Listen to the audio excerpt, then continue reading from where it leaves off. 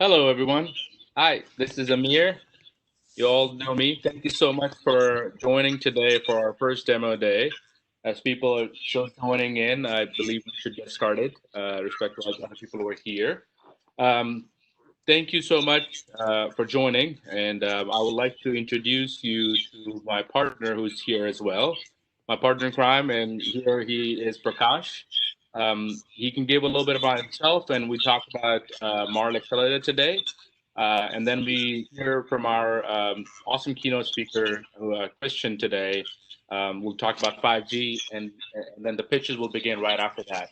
Prakash. Yes, hi. I'm the from our MARL office. Thank you so much for joining us. This is a special moment for many reasons. One is this is our first cohort and demo day, and we are going through this corona virus pandemic situation where a lot of things changed, and we have to adapt. And I think that shows the proof of agility, and everybody is going through it. But uh, Amir and I, we started last year, closed the fund. The first cohort started in February. It was an exciting journey for us. During this time, we met a lot of new business ideas, founders, and we love that feeling. And we hope to bring that ecosystem more vibrant coming forward. So today, my little background is I started with the entrepreneurship journey 5 years ago, and I met Amir at that time. He had a Lentech platform. I had a Lentech business, so we were trying to see if there is any collaboration possibility, and we kind of kept that relationship alive. And last year, Amir came back with this idea. I had that idea to MVP model. So we kind of blended together, and we are committed to bring the entrepreneurship experiential learning to first time founders or early stage startup founders. So with that goal, I will let Amir present our talk about our MARL accelerator per se, and what is our investment thesis. And we will go through that, the keynote speech, as well as a lot of exciting topic are in front of us today. So it is a packed day, but we'll start with a little intro about MARL accelerator. Amir, thank you. Thank you, Prakash. As a thank you for sharing that journey we found together. We all consider ourselves founders, founder mentality, and being founders. Myself and Prakash, uh, I think we wanted to create something which is founder friendly and encouraging founders to actually go into the journey of entrepreneurship, because we all know it's an extremely difficult thing to do, mentally, emotionally, financially, all three. So, how we can help these founders who are about to begin the journey, learn from our mistakes and our experience, and for that we brought along this awesome community, and you all are in it. One way or the other, and we wanted to appreciate you guys for this awesome support that you've given us throughout the cohort. There are mentors on this call. There are partners on this call. There's um, there's investors on this call. So thank you for all coming in and helping us create this community that we wanted to create. For that saying, for those of you who have not heard about MARL, MARL is a pre-seed accelerator. We focused on, sorry, one second. MARL is a pre-seed accelerator. We focus on 5G deep tech. So think about mobility, autonomous, robotics, logistics with a 5G use case company. So our goal is to help the use cases that's going to be run on 5G from in all these sectors of we talk about mobility, autonomous, robotics, and logistics. We all know 5G is the next decade technology wave that's coming over. About 60 to 75% of organizations will be deploying 5G into their operations by, we talk about end of 2020.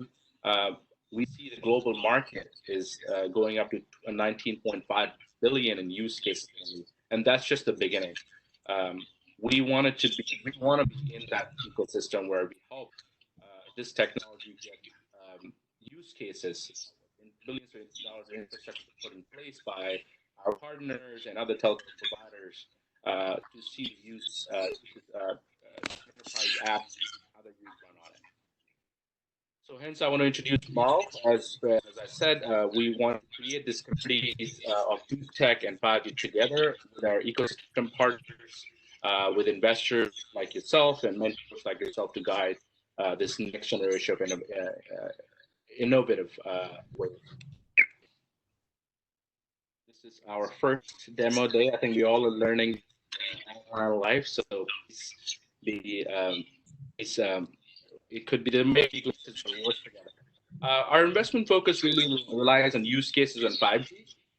Target stage really is early stage. We work with founders with prototype. They have to have a prototype in hand. Our initial investment we do is 35K for 5% equity.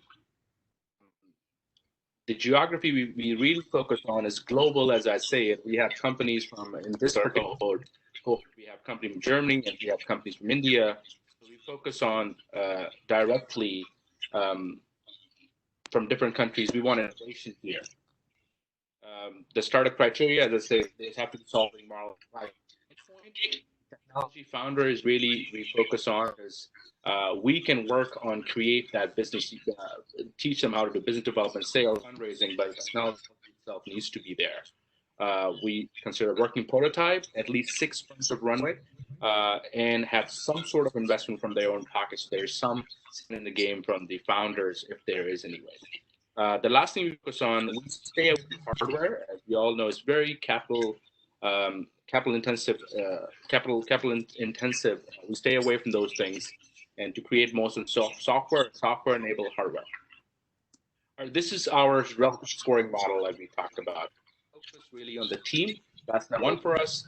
The technology founder, personality of a founder, coachability is very important to us. And if there is any success, that's also a plus point, but really not. But to actually look at the work prototype, some customer traction, they need to at least have a communication with there. So if there is a way that they have actually communicated with a customer who is willing to take that technology or even do a free pilot in case. Size of a market and growth potential, unique selling propositions come to us, although it does matter a lot to us. Our 12 weeks program is, as you see, we focus on, we really work hands-on. Apart from other accelerator, we only accelerate 8 companies per cohort because we believe we want to actually work hands-on with those folks. So think of us as not really fully accelerator, like who invest in 100 companies, 50 companies, and see if 2 or 3 or 5 will make it. We think about between venture studio and accelerator. We work hands-on with founders to guide them through this process. Our unique series sourcing model with rapid hubs, mentor network, and as far as the de-risking the investment, we are the first institutional money. Prakash and I have experience building companies. We take target ownership, and we provide the partnership with corporations for pilots. Sorry. This is our the process. We take the company from idea to, my apologies, it's actually going, could be there's a lot loading.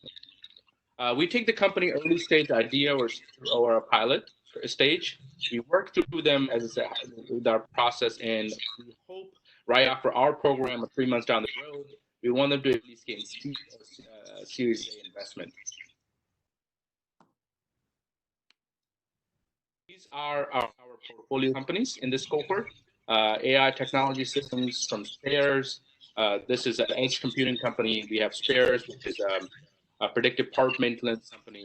We have DisplayRide, which is ride sharing monitoring platform. Tech Transit, which is an AI-based platform for public transit efficiency scaling. Cleanomatics, the on-demand laundry system over in New Delhi, India. Baja is a quad cycle, teleoperated quad cycle sparing. safe deploy if we have a company that provides fault-free updates. And I let them tell their stories in a minute too. Our partners include Seed. We are the first pre-seed accelerator in the world focused on 5G use cases. Our partners includes a lot of our partners are on this call, and some of you do see they are partners, and we work with all these firms. Our goal is to really create that deal flow ecosystem where our companies can really benefit and work together in raising the next round of funding. These are our partners that we work hands-on. We have a lot of these are venture funds, a lot of these are service providers, and POC corporations like DoD. We have Volvo and quite a few others that we work together with them to provide these pilot opportunities for our companies. Our mentors are from they are from every single industry expertise. We have venture people who have been working with us. We have founders. We have the executives of the corporations that work together, providing guidance to these companies that we work with. Our team includes Prakash Goswami. Prakash has ample experience from about 35 plus year experience in corporate strategy from PayPal to Visa, and myself, I'm a fintech founder, and I think we've got passion and experience combined together. That is our winning success secret sauce that we have in our team. We have a lot of opportunities for corporates. We work with smaller service provider corporates. If there's a sponsorship opportunities, come talk to us. We'd love to work with you. I would love to, from here on, I would love to give over to a couple of our partners who want to say a few words. From here, the next one would be Kate.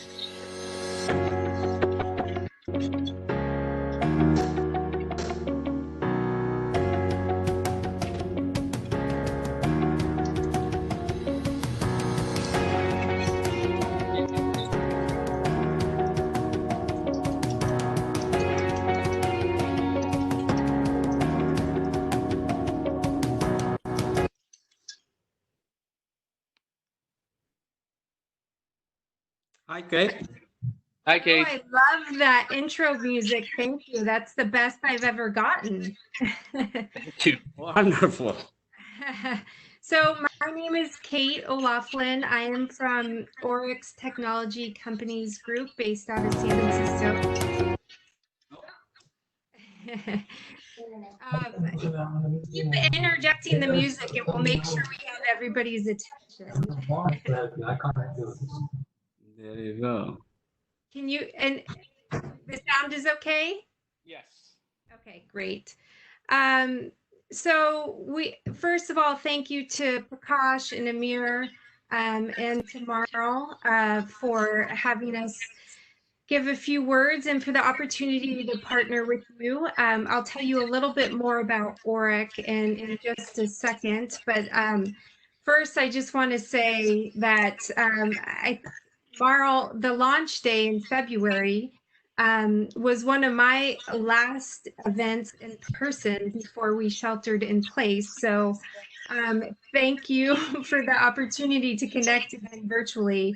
That it just seems like decades ago, but yeah, it was just about 12 weeks ago. So, and since then the whole world has changed, as we all know, and it's just such a great reminder that as we are reviewing our old systems and structures and ways of operating, how important new companies and new technology is to change the way and improve the way that we have been doing things that no longer work for us. So thank you to all the participating companies. And so just a couple words on Oryx, and I don't want to spend too much time because I want to make sure that you get to the important stuff, which is the demo day. But when Amir came to us and asked if Oryx wanted to be involved, it was an easy yes for a number of reasons. One, Oryx is committed to technology and to all the areas that MARL addresses. And so we support companies at all stages as well, from the early ideas, as Amir mentioned, to incorporation to exit. And then also we are a global company, a global law firm. We have offices all over the world, and it allows for a very seamless transition when a company is expanding geographic and growing, and we can support them in all avenues, from data privacy and cybersecurity to employment issues and comp and benefit issues. And then if you, Amir, do you want to go to the next slide? Perfect. So this just gives you I know these slides will be shared, so I won't spend too much time on it, but it gives you a snapshot of the type of technology companies Oric works with. And just to give you a sense of the scale, in 2019, we were responsible for close to 1,000 venture deals, totaling about $19 billion. And those are our various rounds. And if you want to go to the next slide, Amir. This gives you, again, a snapshot of some of the companies that we supported through their fundraising and venture financings. And then if you advance one more slide, I just wanted to call out that it's really important to Oric to meet companies and clients exactly where they are. And so in those financings, we did anything from seed to very late stage financings. But we have a number of tools that are available, including one that I wanted to call out, which is our Series A Ready Toolkit. So once these 7 cohort companies are ready for their Series A, we have this toolkit, and we're happy to share it with you and help you along the way in the journey. So thank you all. Have fun today, and I look forward to hearing more. Thank you, Kate. The early feedback from our startups is awesome. Like they have worked with either Larry or somebody from Oric, and I think the feedback is great. So we would love to partner with you and look forward to a longer term relationship moving forward. I'm pretty sure we can co-create something together. Yeah, likewise, we've been having the same feedback. So we're just, again, honored to be a partner. So thank you. Thank you so much, Kate. I really appreciate it. Being that, I would like to turn this over to our second partner we have today, the Early Growth. David is right here. David, would you like to say a few words? Absolutely. Amir, can you hear? Go for it. Yep.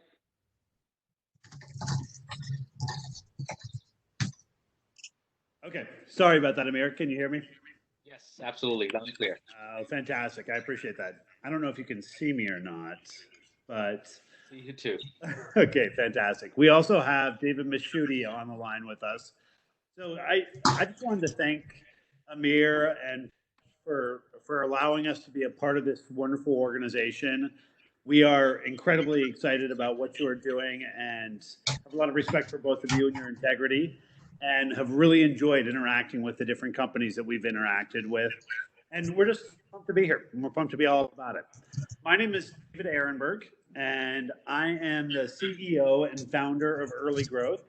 We started the company on October 15th of 2008 in the shadow of the last sort of major recession. So although these days are very, very different on multiple different levels, brought up a lot of memories of our beginning years and our first couple of years and what it feels like to start a company in this kind of environment. And it's much harder for all of you to start a company in this kind of environment. But I can tell you that if you can be successful during these periods, and if you can make it through the other side, your organization is going to be so strong. Your company is going to be so strong. And if you're built in this kind of high pressure, very, very difficult environment, and you can make it through, you really will be a diamond as you move forward. I'm also joined today by David Mishuti. David, there you go, David. Do you want to say a couple words about yourself?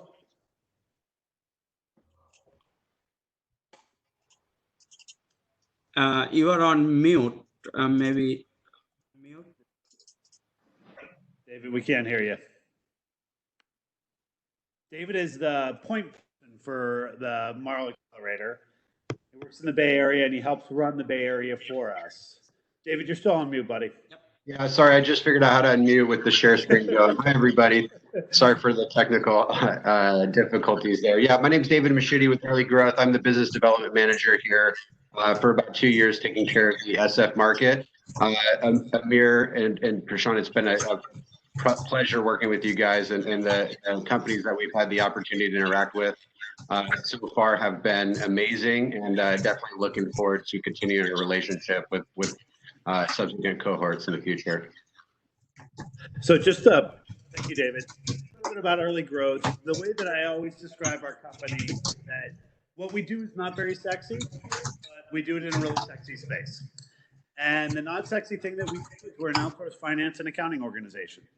So in the same way that Apple or Facebook or Microsoft has a CFO and they have an accounting and finance organization underneath them, we provide the same services for our clients. And there's really 5 key things we do. The first thing we do is CFO services. We have 47 CFOs. We do everything we do at a larger company, but on an outsourced basis. Budgeting, financial forecasting, fundraising, handling all the traditional CFO relationships, all that work. Second thing we do is transactional accounting. We have about 5 senior accountants and controllers. They do all the day-to-day blocking and tackling for our clients. So they do a monthly close in accordance with generally accepted accounting principles. They take care of accounts payable, accounts receivable, payroll, all those kinds of things. The third thing we do is a lot of things under the compliance umbrella. So we have a large tax team. They do state and federal taxes, sales and use taxes, R&D tax credits, things like business licensing, Delaware C Corp filings, just traditional compliance to make sure that all of our companies are in compliance with the cities, the states, and the governments that they operate within. And then the fourth thing we do is valuations, primarily 409A valuations. So valuing common stock for privately held companies so they can give out stock options. But we also do some valuations for our micro venture capital clients. We have about 55 of these. We do their quarterly and their annual valuations as well. And then the fifth thing we do is fund accounting and fund management for those companies. So essential things, kind of boring, essential, but not the sexiest things in the world. What's sexy about us is that we are by far the largest provider in the venture capital space.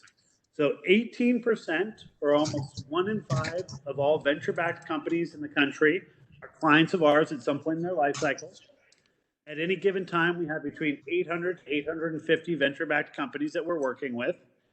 And we have folks in Seattle, Portland, San Francisco, Silicon Valley, LA, Chicago, and in New York. We're about 4 months into rolling out Boston when everything hit. So we've stopped those plans for the time being, and we'll revisit them when things get a little bit better. But that's us. And we typically work with companies when they close their first institutional round. And on average, we have our clients for 35 months. And we're excited to be here, excited to be part of this organization, and we're pumped to see what today brings. So thank you very much. Thank you, David. We're fans, and again, the companies are really loving working with you, and they will be working with you as they grow. We personally love working with you too.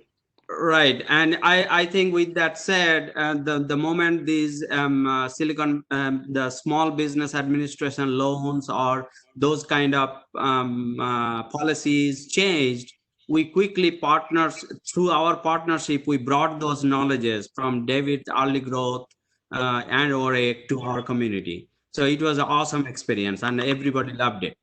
And quickly we brought that experience together and the content together. It was awesome. Thank you. Exactly, David. And if you have a portfolio companies that we need services like that, they really help our companies and really guide us into the whole PPP initially when it started. Then with their assistance, there's a couple of our companies actually got some funds from PPP. So really, if you have portfolio companies, and I think we'll be working with David in the near future to how to work with companies who have actually got PPP, how to get them all forgiven. So that's something that we work together with them. So that this is perfect timing to introduce our keynote speaker today. Christian is on the line. I would like to say a couple things about a couple words. Just trying to share my screen again. This new thing is we're all getting used to. Love it. Well, that's a new skill. We're in, right? World we're in. What can I say? I have a small light music for you, Christian, to give you a little, get excited right here. Is it the Rocky theme? I was thinking about that. I should have done that, but you know what? Next launch event, hopefully. Yep. But here's Christian. He's the head of Verizon 5G. Starts getting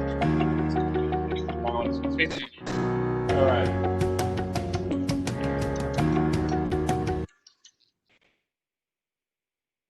We're all going to be hearing that tune in our heads for the next 3 days, I think. Thank you guys for thanks for that. We'll work on that. Yeah. All seriousness, thank you for having me. I appreciate it. I think communities like this coming together, even if we're apart, is important. And our ability to continue to spread the word about what 5G is and how it's going to change the world. Hopefully, we come out of this stronger, leveraging this technology, leveraging the technologies that the cohort here is put together, is going to make society really come out the better for it. So I'm Christian Grinalda, run our 5G labs and innovation centers at Verizon, talk a little bit more about what that is. And like I said, a privilege to be here and talk to y'all. I know what I'm going to go through for some of you is probably already known and too high level, but also some of it might not be known. And we can talk a little bit about what Verizon's doing in the 5G space, not just on the network side, but for businesses and for consumer experiences as well. So what I want to do is sort of talk about where we are with the 5G deployment, what it means for us and where we're at, what products and services are out there today, what the labs are, what those capabilities mean for enterprises and businesses, and what it means for consumer content, and really talk about how all that starts to come together in new ways that we just haven't seen before. I started a long time ago in our venture capital group within Verizon, so super appreciative of the work that you all do as entrepreneurs and founders. Worked with a number of incubators, accelerators, startup studios, venture studios. But I remember when we launched 5G a couple of years ago, a couple of VCs were on CNBC and saying, "Hey, how many startups are in your pipeline that are 5G startups?" And the answer was zero. And what I'm super excited about is that the work that you guys are doing at MARL is indicative of the ecosystem starting to take note. And hopefully some of the work that we're doing is advantageous to you guys being successful as you grow your business and as you think about what the world looks like in a 5G and post MARL world, where your technologies are being used to help us really create betterment for society and industry and communities going forward. So I appreciate again very much the opportunity.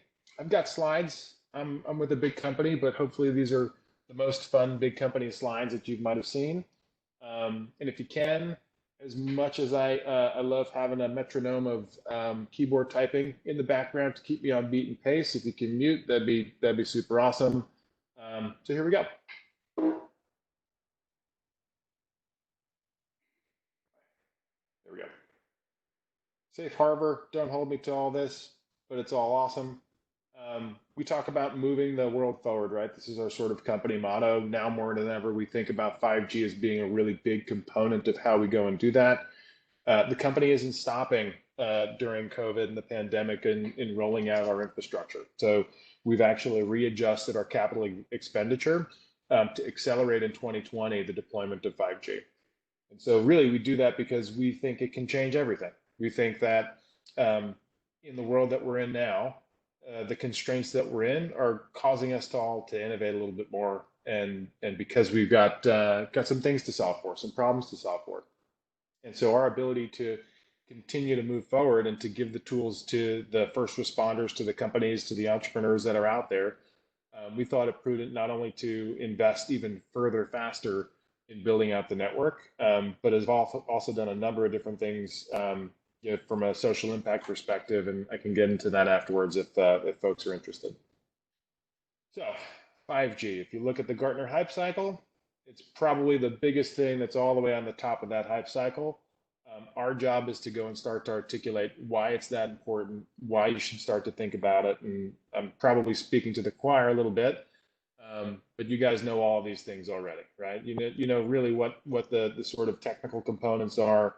What we get on a day in and day out basis is, all right, what the heck is it? When is it coming, and what do I do with it? And so what we want to do is sort of break down, okay, what's the history lesson on where we are right now?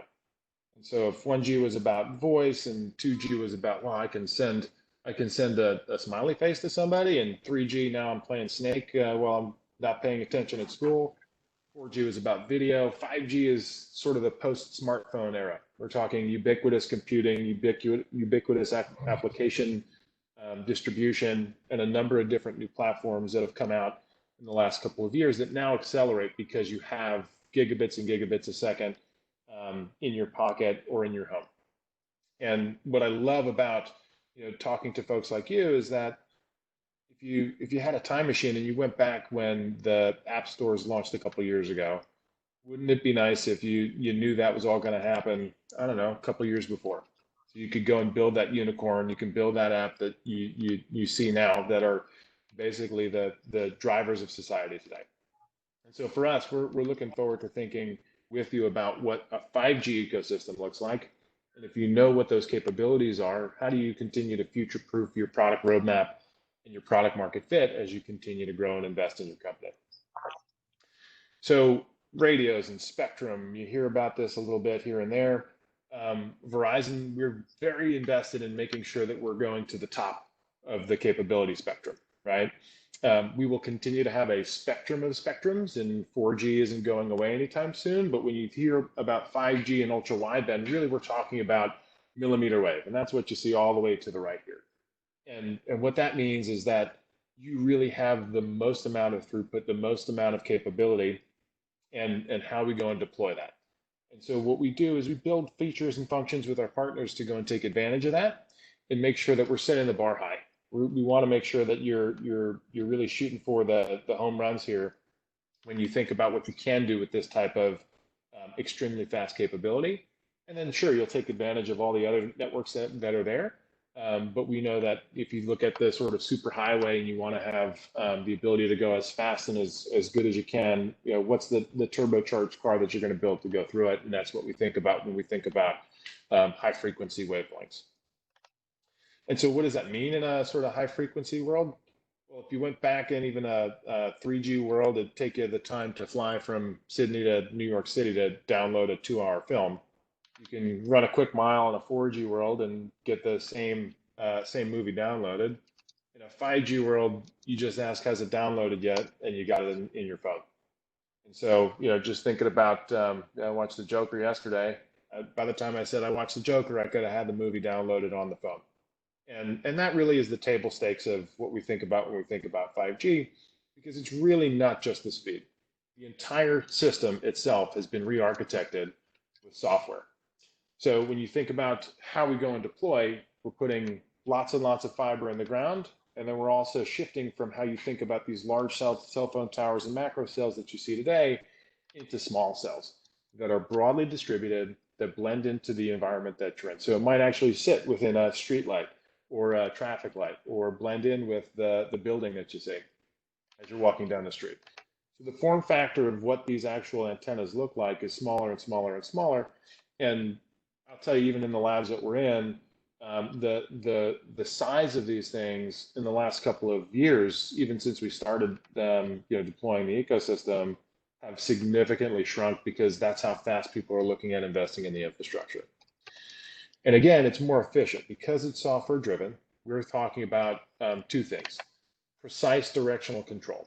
So instead of it being a broadcast where you're sort of listening to all signals to connect, this is a very acquisition focused model where I understand that I've got this amount of phones or cars or hotspots or or buildings to connect with broadband, the antennas understand where those all are and use software to do that in real time.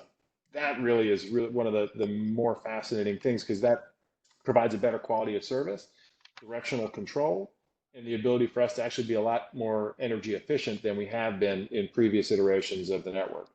Matter of fact, it uses end-to-end about a tenth of the overall energy to go and deploy and manage the net. And that means a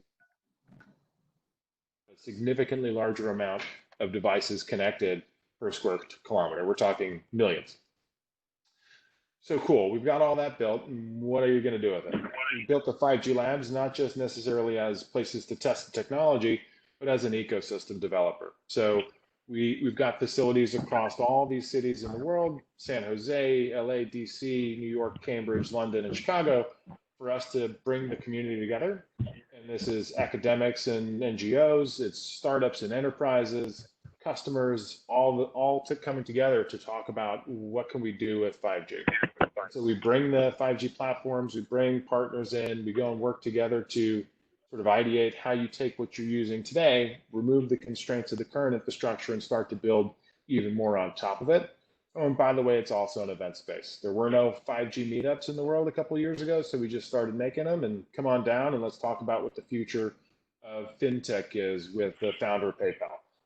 Let's talk about the future of content with the cast of the latest Disney movie. So really, it's about bringing folks that have subject matter expertise that honestly, from city to city to city, differ, to talk about, in Washington, D.C., how do we help EMS workers and ambulances and hospitals think about first responder technology in a 5G world? And we look at each of these cities in a similar platform manner. We're going to bring and test use cases and run programs and bring these tools. But we also think about the industries that are specific to each of the geographical locations. So this becomes our sort of footprint on our network. And then, oh, by the way, we can't really be there right now because of the pandemic. We went ahead and built a virtual version of that lab. So I can send you an invite and we can all share a virtual space and kind of do the same thing within a virtual environment. And we just launched that a couple of weeks ago and super excited to start to get that out there. But we can't really do it alone. Here we really look at 5G, and we can go through the analogy about downloading a movie in a couple of seconds, but we can go and talk about throughput, and I can geek out about walking down and doing a speed test all day. The proof will be in the pudding when folks in the industry that are driving real change from a vertical perspective start to use and leverage these technologies. So we work with the New York Times to go and put 5G devices and capabilities in the hands of their reporters so that they can go and report the news as fast as possible in more immersive and real-time ways.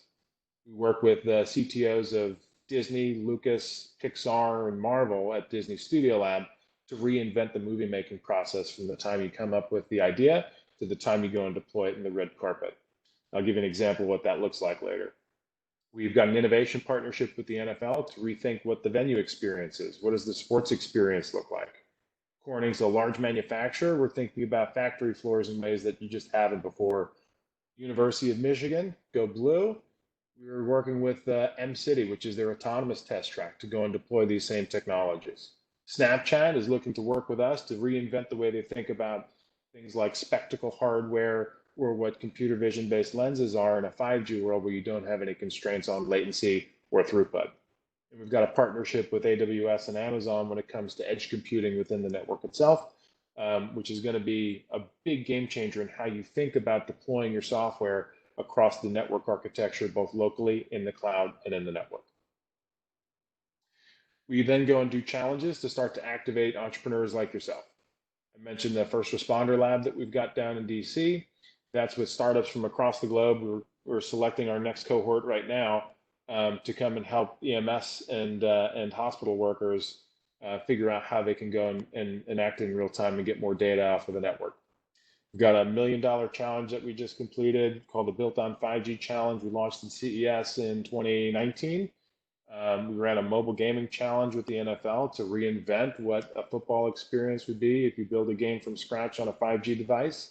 Robotics challenge we ran out of Cambridge. Make sure we're thinking about reinventing what goes on a physical robot on-prem and what you can do remotely.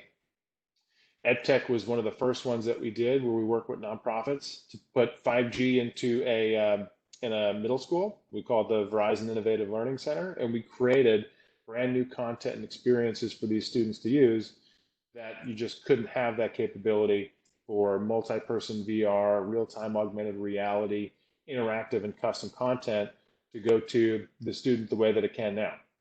And then lastly, we've got an immersive content studio called Riot, and we work with them to reinvent storytelling. And that's actually interesting because it blends. When you start to think about education, storytelling, training, real-time collaboration, the capabilities are somewhat common when you look across those different areas. And for us, it's exciting to see where those dots start to get connected in new ways.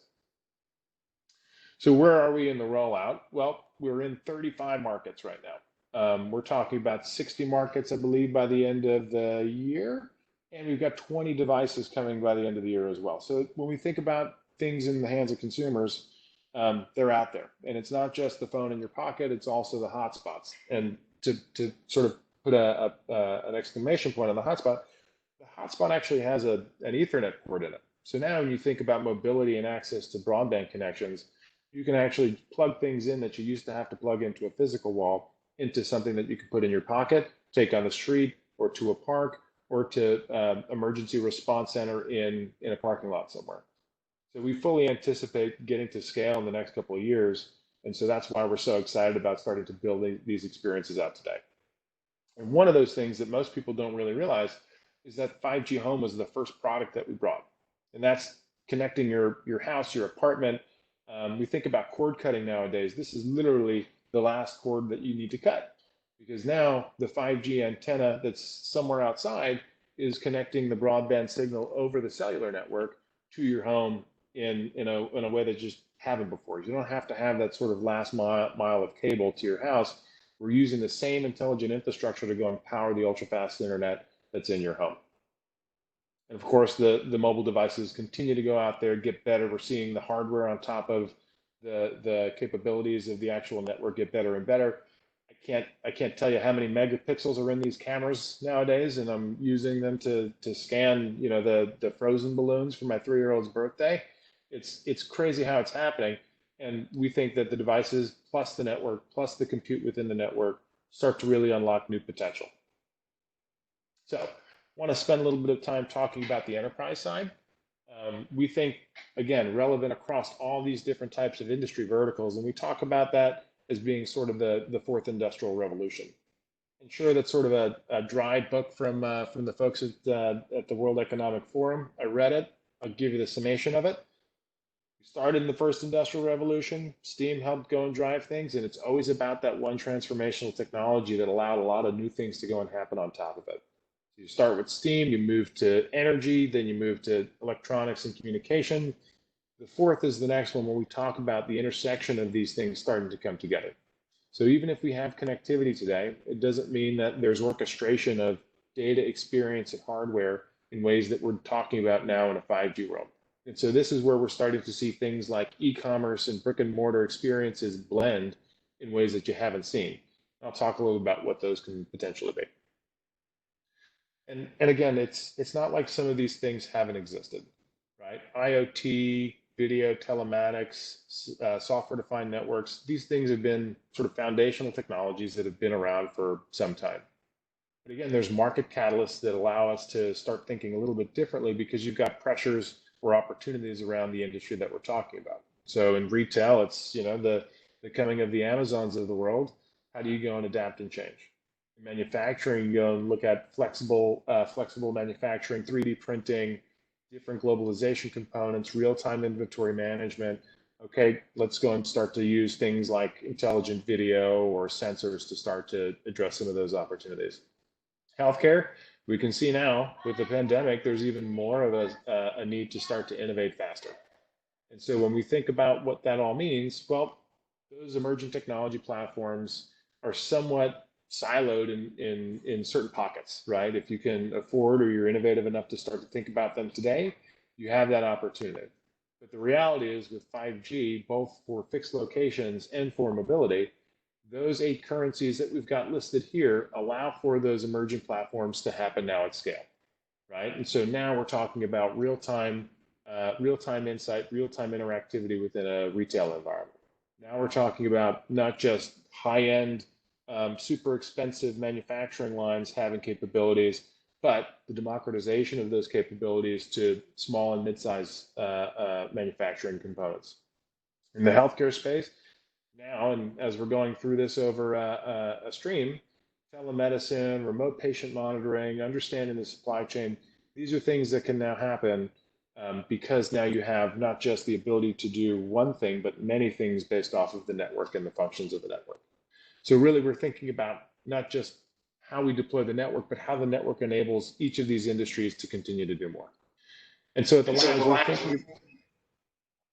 the labs, we're continuing to think about all these industries. So in retail, how do you think about computer vision and intelligent video to manage things differently? In healthcare, we're working with the VA hospital in Palo Alto to give their doctors an augmented reality view of the patient's health scan versus having it in a 2D floppy piece of plastic that you put onto a light board. In Cambridge, we're working to figure out what's the future of robotics in both a factory floor, a distribution center, or in your home. In education, that's an example of what we had from the EdTech Challenge, where now I learn about the universe and the stars and gravity in virtual reality with my classmates instead of it being in a 2D book. So we think about these in different scenarios. And so if I'm at the grocery store, what does that mean for me to have personalized engagement based off of my preferences? To understand that I've got certain things that I want to buy things that don't have peanuts in them. And I can use my 5G device to not just scan a single item that's got a QR code on it so I can see if it's got the ingredients I need.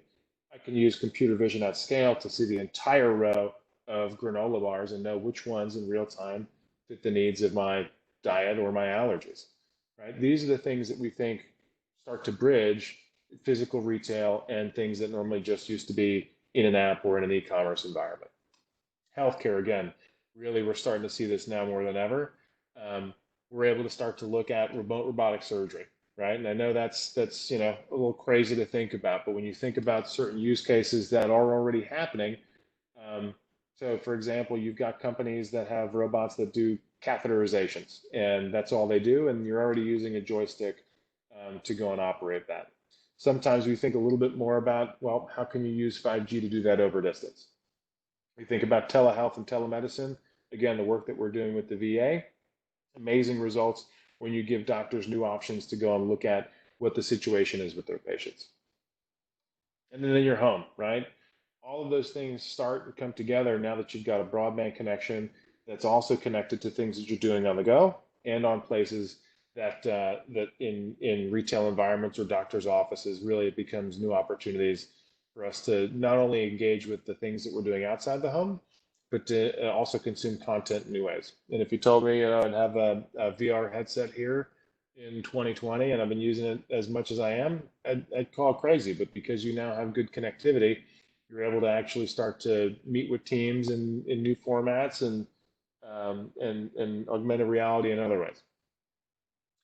And so what really starts to get exciting is those industries start to merge, right? So if you think about managing your supply chain in new ways based off of massively scaled IoT, situational awareness of where your fleet is, what's happening on your factory floor, your distribution center, that data can continually merge in new ways and in real time with what's happening within a retail store that you're trying to distribute to. And so what does the sign mean? How do I have augmented reality experiences for the consumer on the floor that then feeds back into the inventory management system to create a real-time experience that's really personalized, that helps you engage with your consumer in new ways, but also feeds back into, well, I'm out of stock and I need to reorder based off of the search that the consumer just did. And that is really the potential of 5G. And that's why we talk about the fourth industrial revolution, because it's started to blend things that normally just sat within a single company or within a single system. So if that's what it means for the enterprise, I think on the consumer side, content is king, right? How do you think about new and immersive experiences? Because the connectivity is changing, the consumer behavior is changing, right? If you told us a year ago that we'd be sitting and watching celebrities and musicians sing from their house, gosh, that's an interesting finding.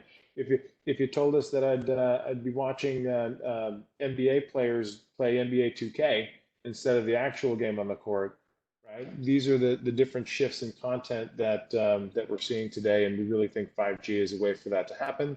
And really, there's a couple of different ways that we see it. One, obviously, extended reality, mixed reality. How do you start to think 3D, not 2D? How do you create that 3D content in new and scalable ways? And not just to create a hologram of the Capitol Records singer that we did there, but for objects and products, and explore how you can go and have these different types of virtual environments that blend with the real world. Gaming, super excited about gaming. You know, the ability, and we've actually seen on the network, and the network reports show massive increase in gaming and esports during the pandemic, right? And an obvious nod to how behavior is changing, and folks are looking not just at traditional content, but to Twitch and Mixer and interactive content where they can participate, and esports is a big piece of it. And then how is it a cultural change there, right? How does that start to blend even more when you think about the ability for augmented reality head-mounted displays to continue to get smaller? If you think about the streamability of a lot of the computation, a lot of the content that would normally have to live locally on the device, XR is a huge place. I think everyone's sort of excited about it, everyone's talking about it, but the blending of XR with different cultural platforms like gaming, we think is a super interesting opportunity. But what have we done? So what are we doing now? I think there's a couple of fronts, and I mentioned a little bit before our 5G lab at Riot. Here we're talking about integrating augmented reality into broadcast, right? And so how do you make it more interactive? How do you start to put an overlay in real time statistics and immersive features? How do you go and almost puppeteer real-time animation with performance capture and motion capture and broadcast that in new ways? Mentioned the Capitol Records work. Well, what's the next generation of a music video, right? How do you go and make sure that you can put that in real time and overlay it on top of the desk or the floor in front of you, and take your selfie with the celebrity, and the celebrity doesn't even need to be there. Location based. So how do you go and activate in ways where things become more interactive, more in these scenarios now touchless, and how do you create things that are responsive, not lean back and consumptive? And one of those examples is, how do you think about user-generated augmented reality and puppeteering at the device level? We've done things for I think last year's Oscars where we took a lot of the celebrities and used a 5G phone to start to put yourself in Marlon Brando's face. So some of those next generation experiences that we've deployed and things you might be familiar with.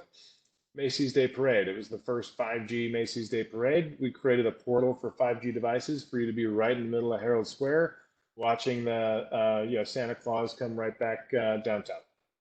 Our first 5G powered concert with the Chainsmokers used augmented reality at the Chase Center in San Francisco for fans to continue to interact with not just the band, but their avatar that flew and interacted with the fan base that was within the bowl.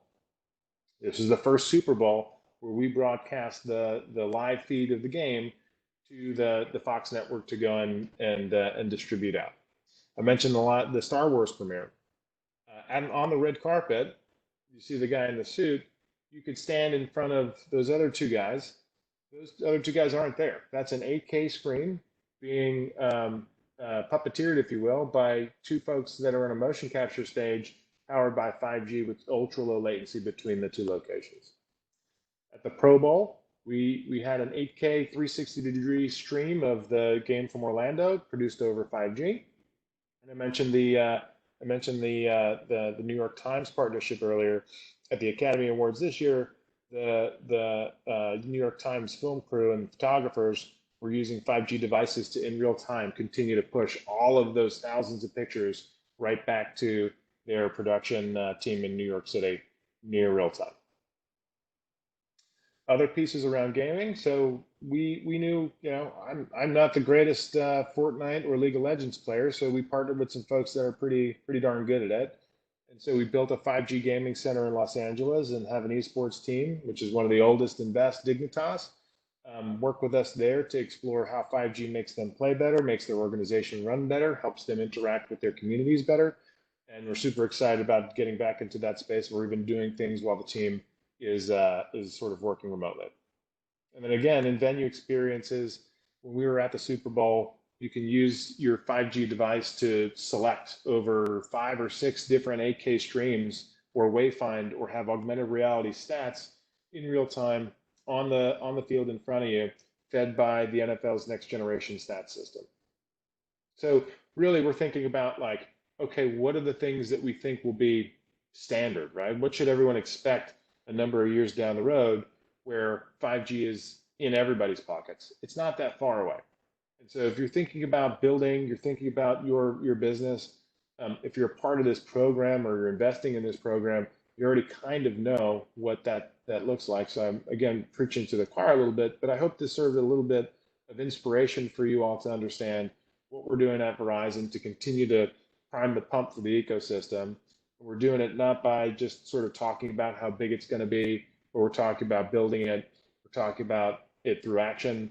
And like I said, appreciate the time and the opportunity to talk a little bit about what we're doing. And if there's ways that we can partner going forward to take your solution, your software, your inspiration and motivation to go and change the world with it, and hopefully put a little Verizon 5G magic on top of it too. All right, so that's all I got. I appreciate it. Like I said, some slides, I think I hit time exactly. If anyone has questions or thoughts, happy to answer them now or after. But again, thank you all for the time and the opportunity. With the 5G precision. Yeah.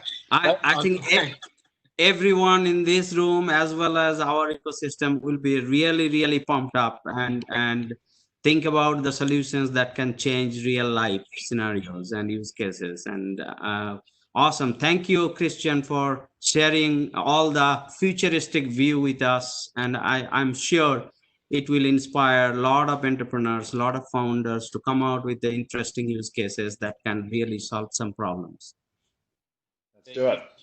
Thank you so much, Kristen. I mean, one of the best keynote speeches. I mean, the 5G is close to my heart, and I really believe in the next revolution is coming, and we really believe in it. So I'm glad that both of our visions are synced. So thank you so much. And without further ado, I'd like to introduce today the panel of judges. So I will actually present it. Give me 1 second. Introduce the panel of judges. You can all see my screen. We have, and we would love for the judges to give out about 30 seconds intro about themselves. We'll start with Gayatri, if you can, please. Thank you so much. Sure. Hi, Amar and Prakash. Thank you so much for giving me the opportunity to be here. And given that it's a historical very first demo day for MARL, that's awesome. I'm very excited to be here on behalf of Micron Ventures. So Micron launched a $100 million AI fund in late 2018, and we are very actively investing in startups applying AI in verticals like mobility, manufacturing, healthcare, and agriculture. We are also looking at broadly edge computing as it pertains to 5G. So this was a very exciting space for us. We continue to actively invest during the time of Corona as well. So we just closed an investment in the manufacturing space. So excited to be here.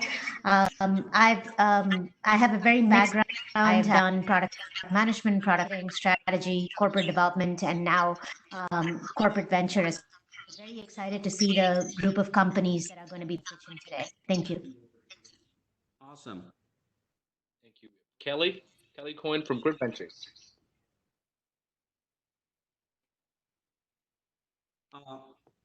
You are on mute, Kelly. Yeah, got it. Can you guys hear me now? Yes. Okay, great. My name's Kelly Coyne, and I'm from Grit Ventures. And I think, like many people right now, I'm hiding in a back room away from my 4-year-old child so that she's not screaming in the middle of me talking to you guys. So you might learn to know this background very well. I work at Grit Ventures. I'm the co-founder there. And we focus on very early stage hardware and often robotics.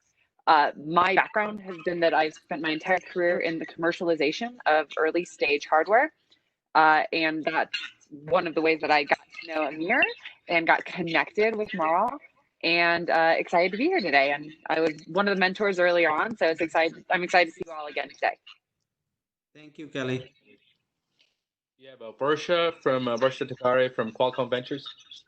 Hi, this is Varsha Tagare from Qualcomm Ventures. Thanks for the opportunity to be present here today. At Qualcomm Ventures, we focus a lot on 5G, and this seems like an opportune demo day for us. We have a 5G fund that we've announced, and so we focused on technology companies in networking as well as use cases in AI, robotics, IoT, etc. So look forward to the rest of the day here. Thank you, Varsha. Heather Richmond from Defense Investment Network. Hi, folks. My name is Heather Richmond, based here in Palo Alto. My day job is actually I'm part of a group called BMNT. Started by 3 former colonels. We run the Hacking for Defense program at Stanford. But all of our clients are inter-military and IC, and many of you may know that we've got about 12 experimentations, deployments of 5G within the military. And so are looking for new ways for it to aid warfighters and pretty much just keep us in a world power. Separately, I run something called Defense Investor Network, which is about 80 strong right now. Investors who are very mission focused, or national, focused on national security critical type technologies, and 5G is absolutely in that bucket. I do a lot of work with Secretary Ellen Lord, who's the head of acquisition procurement for the entire Department of Defense, around the concept of CIPIA. So just, which is the Committee on Foreign Investment in the United States. So making sure that these sorts of technologies stay in the hands of the good guys. Awesome. Thank you, Heather. Thank you. And we have Radhika from Verizon 5G Lab. Hi, everybody. This is Radhika. I wrote, Kristen has already given a good overview of what Verizon does in 5G. Under Kristen's team, I take care of the Silicon Valley initiatives for 5G. We work with universities, we work with startups and enterprises. Looking forward to today's pitch event and see what are some of the use cases that we can explore further. All right. Thank you. Thank you so much, Radhika. Next up, we'll be showing the companies we'll be presenting today, and we would love our judges to take notes to prevent a lot of screen sharing takeovers. We have recorded these pitches yesterday, so they're very up to date. We'd love for you, all the judges, to take notes and ask the Q&A faster. So without further ado, I'll be just going into pitches right now. These are the companies we're presenting for the people who are joining later. AI Tech Systems, Baja, Phenomatics, Display Ride, Safe Deploy, Spares.io, and Tech Transit. So let's go with it. Let's roll.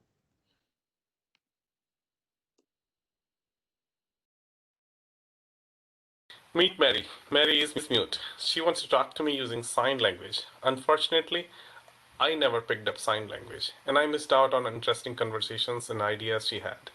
We both feel disconnected and disappointed. With AITS Canvas, we created iSpeak, an artificially intelligent wearable glove with a speaker that converts sign language gestures into words and sentences. Now Mary is using iSpeak and can hold conversations to anybody she likes. Other applications of AI include detecting seizures a minute before onset so that the patient can find safety before losing control of her body, and robot-assisted surgery that can save lives by recognizing foreign objects with more precision, flexibility, and control. Our technology brings magical devices like these to life in each AI models to run on tiny displays like the one you see on my hand. And there are over 50,000 more use cases like this. Hi, I'm Rohit, founder of AITS, and we are at a mission to bring AI to every edge device in the world to create magical devices like iSpeak. So why aren't more people and companies putting AI into miniaturized and mobiles? Primary problem is missing development platform. Among things like hardware support, and deep tech skill set ranging from software engineer to IoT engineer. And this process looks like, which is very complex, has 8 steps, and requires 5 different engineering skill sets, starting from hardware engineer, software engineer to IoT engineer. Our solution, our platform, Canvas, is designed to address pain points in steps. And a couple of studies, like the one you see on the screen, show the platform will save several weeks worth of effort. So How are we better? Many aspects. We are early to market. We have first compiler for MCUs with memory and CPU trade-off. We work in disconnected edge that doesn't require any connectivity, and we always aggressively for underlying hardware. And of course, we save money, including time to market and opportunity cost. And so we are enabling disruption in hundreds of verticals, including smart home, smart city, smart infrastructure, and many. Any vertical that you put it smart in front of is either our customer, partner, or a user. Why now? So there are many reasons. For example, in Vision AI, the amount of bandwidth that is needed to transport the data captured on the edge devices isn't there. The amount of bandwidth that's needed, we are 30 years away from that kind of bandwidth. And this is our partners and pilots, including companies like ARM and Arduino, which are leaders in their field. Arduino has and ARM is 95% of the embedded systems, and we are running our pilot in Smart City company, and we have other marquee names as technology partners like NVIDIA, Google, and AWS. So far, just 2 weeks ago, we were invited by NASA to showcase our technology, and they're considering our technology to be part of their NASA machinery. The business model in US alone, serviceable available market is about 9 billion, which mainly comes from AIT platform can billion. Our licensing will be subscription based and also licensing. Our competition includes large companies like Google and ARM, and also few startups with funding from 2 million to 20 million have shown up in the last 6 months alone. I have worked on graph products like these many in my life in design automation, including Texas Instruments, Ansys, Apache, Synopsys, and Cadence. We have skilled set of developers and stellar set of advisors and mentors, like vice chair of Fox. And we are looking for equity and network, 1.5 million to support 18 months runway to bring 5 new verticals, business development and marketing, and partners edge. Thank you very much.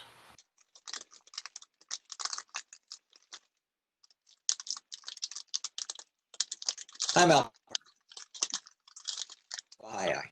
We're building electric quad cycles with teleoperation. The quad cycle is a bicycle, but with 4 wheels. So let's take a look at some of the commute today. For most Americans, the morning commute is the one activity of their day. 1 to 2 hour commutes in major metropolitan areas are all too common, just here in this. If you try to get around it by commuting all the way to work, turns out it's just too dangerous because there's no infrastructure.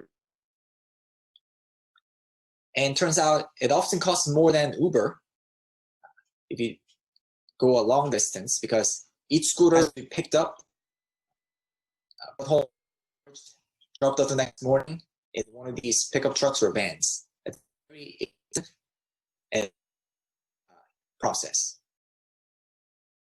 So here we present our solution, our Baja quad cycle. It's designed in California and will be assembled in California. And it can go legally up to 30 miles per hour in the bike lane because it has pedals. It's classified as it has turn signal, seat belts, roof, and windshield. Stuff that bicycles and scooters can only dream of.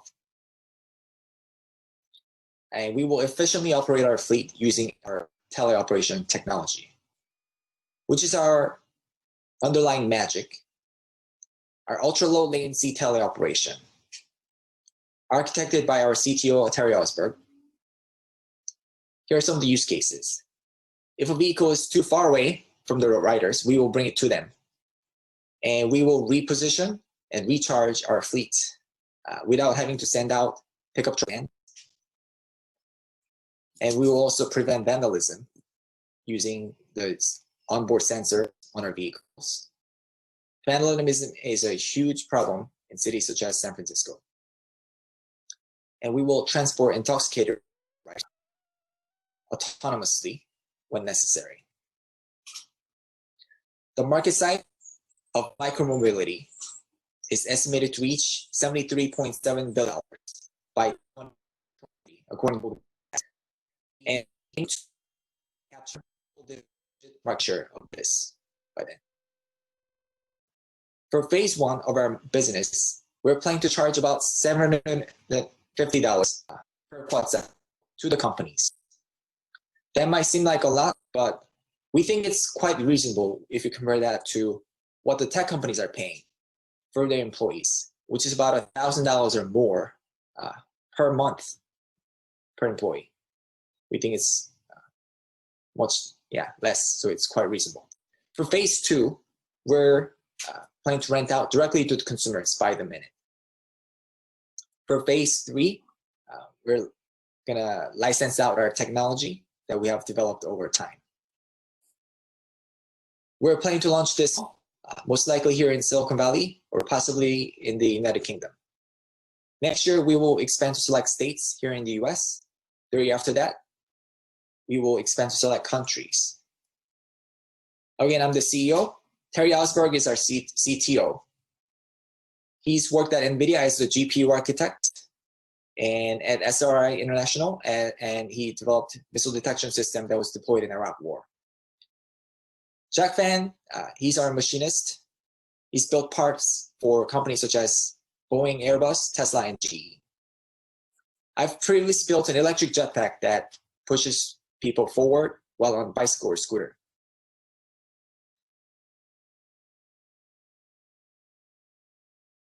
And everyone's doing more of the same. And we're going to be the first to market with our quad cycle fleet, which is also teleoperated. So we're going to be operating orders of magnitude more efficiently than just about everyone else. Again, we're planning this fall, and we're asking to raise $750,000 for a pilot fleet of 50 quad cycles. Thank you very much.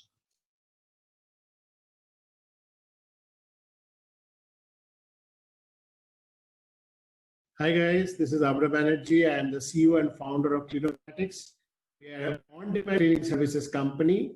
We are worldwide assets, patents, technology, IPs are owned out of the US entity. We are solving the problems of the Gen Z and millennials. The Gen Z and millennials hate to do their household chores. We are getting it done in the way they like it, on their mobile, at their door. And we through intelligent form, job. Uberizing modern boundaries who have under and washermen and cleaners who join together to solve the problems of the Gen Z and millennials. Our solution is mobile first. It's on mobile. It's on the go. The opportunity is 1,000 billion globally. The online component is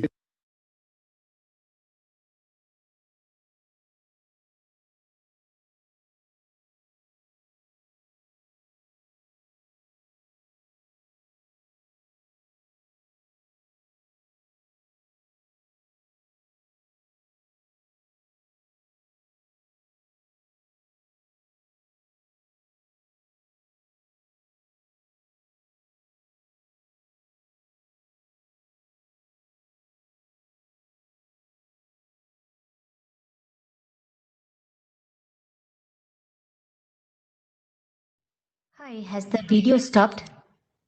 Yeah, we are. There's a small technical glitch. Give me 1 second, sorry. No problem. I was wondering if it was my connection or. No. Thank you.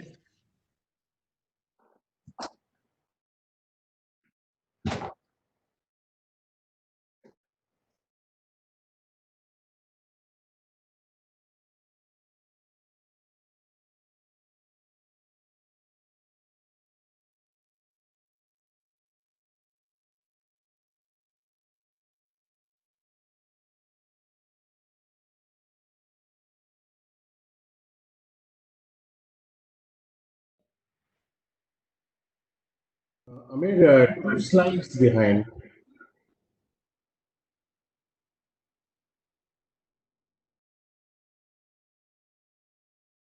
On-demand get done in utilized capacity, and organized washermen and cleaners join together and millennials. Our solution is mobile first. It's on the mobile. It's on the go. The opportunity is $1,180 billion globally. The online component is growing at a CAGR of 35%. In India, the size is $34 billion, and we are building $100 million India business with 1.2 million regular customers buying 8 times a year from us at an average ticket size of $7 per month. At this juncture, I'm welcoming Vishy. Vishy. Hello all. We are very focused on the processes that we are using at Kinomatics, and for this, using the QFD or Quality Function Deployment, which is a global standard, where we map our customer requirements into technical specifications, which we then monitor very closely and continuously and improve it while we are measuring those with respect to the processes used by our competitors.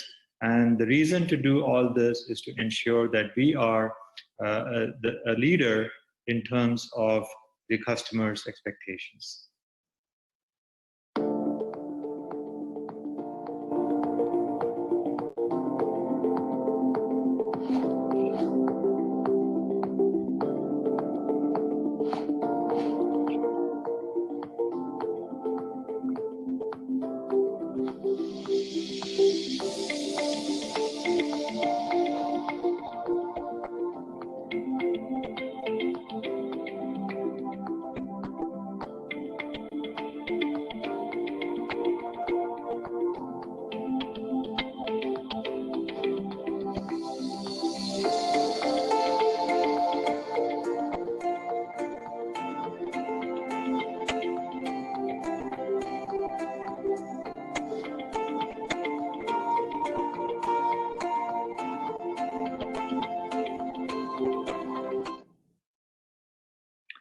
Now I will talk a bit about our technology platform. Currently, we have a mobile app, a web app. Also, we are accepting orders through WhatsApp and text as well as phone. Our intent being to maximize the orders that are coming in. But we are going to be evolving those into a better platform where we will incorporate technologies such as GPS and analytics. But our real focus will be on creating a proprietary platform in the next 12 to 18 months, where we will have a fully fledged tech team who will be doing the development and testing and incorporate all the latest technologies such as AI, ML, analytics, and ensure that our data is in a very, very secure platform. Back to Alfred.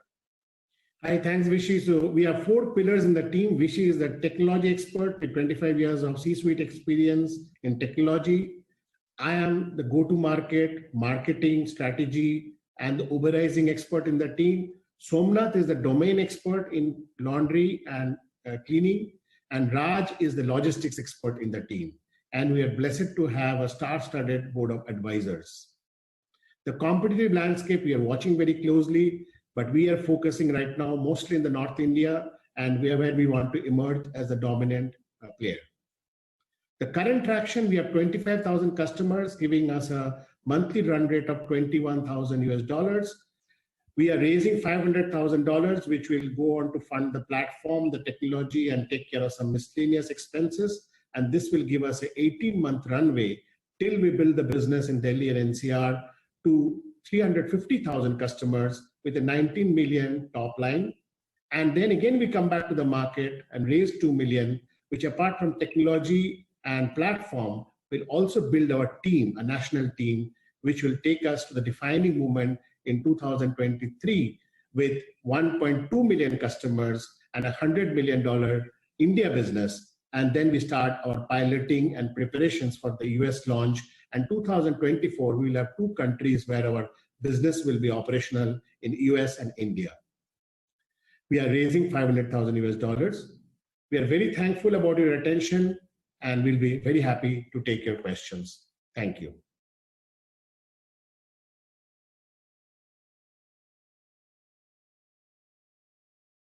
Hello and welcome. My name is Abdul Qasim. I'm the CEO of Display Ride, where our goal is to make rideshare safer. Safety is a big problem in the rideshare market. It is extremely difficult to stop bad incidents from happening. And when they do, it is extremely difficult to find out what exactly transpired. This impacts the riders, drivers, and especially the rideshare companies, who are not only losing business, but are having to invest large sums of money and resources to address this issue. We have developed a software solution called the Rideshare Monitoring Platform to mitigate this issue. It leverages off-the-shelf Android tablet and tries to prevent incidents before they happen. It video records the entire ride and wirelessly updates it onto a cloud. It monitors the ride and generates alerts if it sees anything wrong. Since we have developed this for the rideshare market, we have a bunch of tools and analytics that could easily integrate it into the rideshare operations. With this product, we believe we will be able to address nearly 14 million vehicles worldwide, excluding China. Despite the ongoing pandemic, the rideshare market is slated to have a healthy growth over the next few years. However, it is increasingly being subjected to safety regulations, which are mandating that every ride be monitored and recorded. So a solution like ours will inevitably be required. It is a matter of when and not if. So to seize this market opportunity in the quickest, cheapest, and as most scalable way, we are partnering with wireless companies who are essentially bundling our product with their offerings and delivering this as a service, either directly to the end users or through the rideshare companies. This is a very attractive, profitable opportunity for wireless companies who also find our product more attractive because it is specifically developed for the rideshare market. The existing substitutes are low-end dash cams or high-end fleet management solutions. Neither of them are optimized for this market. We also have a straightforward subscription-based business model, which charges a nominal fee every month. And even with a very conservative market penetration estimate, we believe we will be profitable next year. It is not unreasonable to assume we will be able to exceed these numbers, especially given that we have a product that has already been validated in the market. We have also partnered with one of the largest carriers in the world, Vodafone, and together we have signed a contract with Uber to begin initial deployment. We've also engaged with several other companies, including Ola. Mindful of the COVID pandemic, we have already revised downward our 2020 forecast and added features that would make us more attractive in a post-COVID environment. To help execute, I have my colleague, Naveen Jatani, who is responsible for all things technology. He has considerable experience developing large-scale software systems, most recently at Amazon as the technology lead for the Echo platform. I have a technology background as well, but also have a lot of experience in sales, marketing, and operations. I most recently co-founded an education technology company whose products have been deployed in over 30-odd countries. We have invested over $200,000 of our own funds to date, and we are seeking to raise $500,000 in a seed run. To date, we have already gotten $150,000 in our bank from our lead investor, Rightside Capital. So we are seeking the remaining $350,000 to help us accelerate and consolidate our position in the market. With that, we believe we will be an attractive target for either an investment or an acquisition by a host of entities. After all, we're addressing a very real and growing problem with a solution that has gained traction in two of the largest rideshare companies in the world.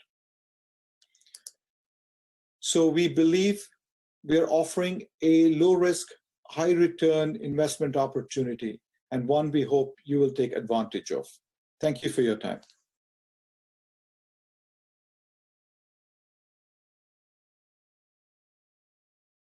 Hi, my name is Volker Dahm, founder and CEO of SafeDeploy, fault-free deployments. We are going to avoid for our customers those kind of issues if the customer cannot buy or sell or even unbroken services. One of our potential clients has to do 20 million updates per month, and that costs them around about $3 to $12.5 million per month. If they're going to use SafeDeploy, they can at least save up to more than $2 million per month. Why does this happen? Because the real truth comes in production. If an update fails, it gets monitored in production and goes back into the DevOps chain. And based on the Forrester study from 2017, 70 to 80% of the DevOps time is just spent to fix those kind of issues, which comes back from production. What is we doing different? So there are a lot of services out there which you can take a look in transactions, and you can take a look at code reviews. And you have also a lot of tools in the UI layer part. You can replay, you can do something with this. But as we have a connected agent for the complete execution stream, we actually can see the input, which creates what output in real time. And by doing so, we can do playbacks as well. We can do our comparison mode, which I'm trying to explain here a little bit.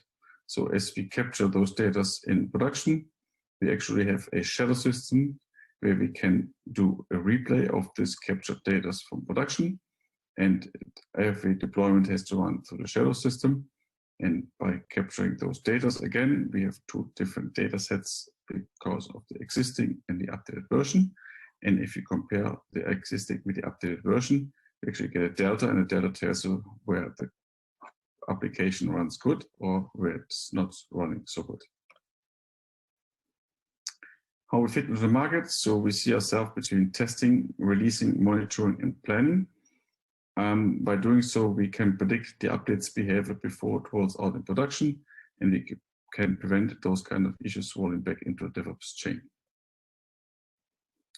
In the comparison, I just want to highlight the pricing, which makes us comparable to the external application performance monitoring tools, as well in the CD pipeline, as they're charged on users, so we actually can compare those numbers to ours as well. Why now? Well, the frequency updates is increasing rapidly, and also because of COVID, the importance of software is rising, and those kind of numbers are just getting an exponential increase of updates.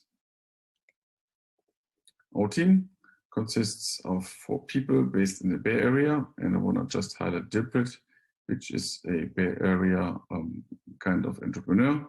He has already 3 exits behind him with a multi-million exit, and founded 4 startups and worked for 8 startups as well.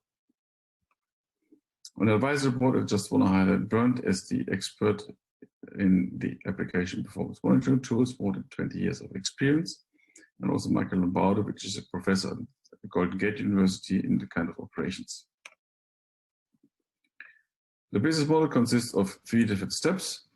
As we said on both sides of the equation, how I call it, we can charge on production sites per host per month, as well on the number of users which are using our tool in the CI/CD pipeline. In our market, we just calculated the actual outreach, possible outreach to the customers, and summed them up in the next 3 years so that we come to our large and mid-sized enterprise market in the next 3 years. Our go-to-market strategy leads to some kind of customers, which I'm mentioning later, but we are relying on inbound sales, and based on a content strategy through social media, homepages, and other search optimizations, we come up with some direct sales and also with some bar partners and channel partners as well. And as an outcome of this strategy, we have our first channel partner in place, which is the company SAP. where we just starting right now, setting up the first systems to start our pilot there. With this in mind, we are eager to raise 1 million round now, and we want to have in the next 3 years our Series A for the global growth as well. We are asking for a 1 million price round with a run rate of $84,000 per month in the next 18 months. And the team should be consisting of 2 developers, 1 marketing, and 2 C-level people who actually runs the company. So, and today, and with the money, we want to develop our platform further, as well as we want to set up our SEO and AdWords campaigns to actually grow our customer base. Why now? Well, it's the right space, right timing, and unicorns are born in crisis. So how we do this? We can automate the CI/CD pipeline, and we improve the quality and the output for the customers. If you have any questions, I'm happy to answer them. Thank you.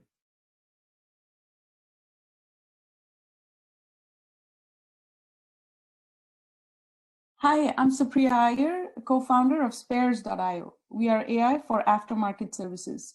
Our software helps equipment companies provision the right parts, repair and maintenance at the right time. Here's my co-founder, Vinay.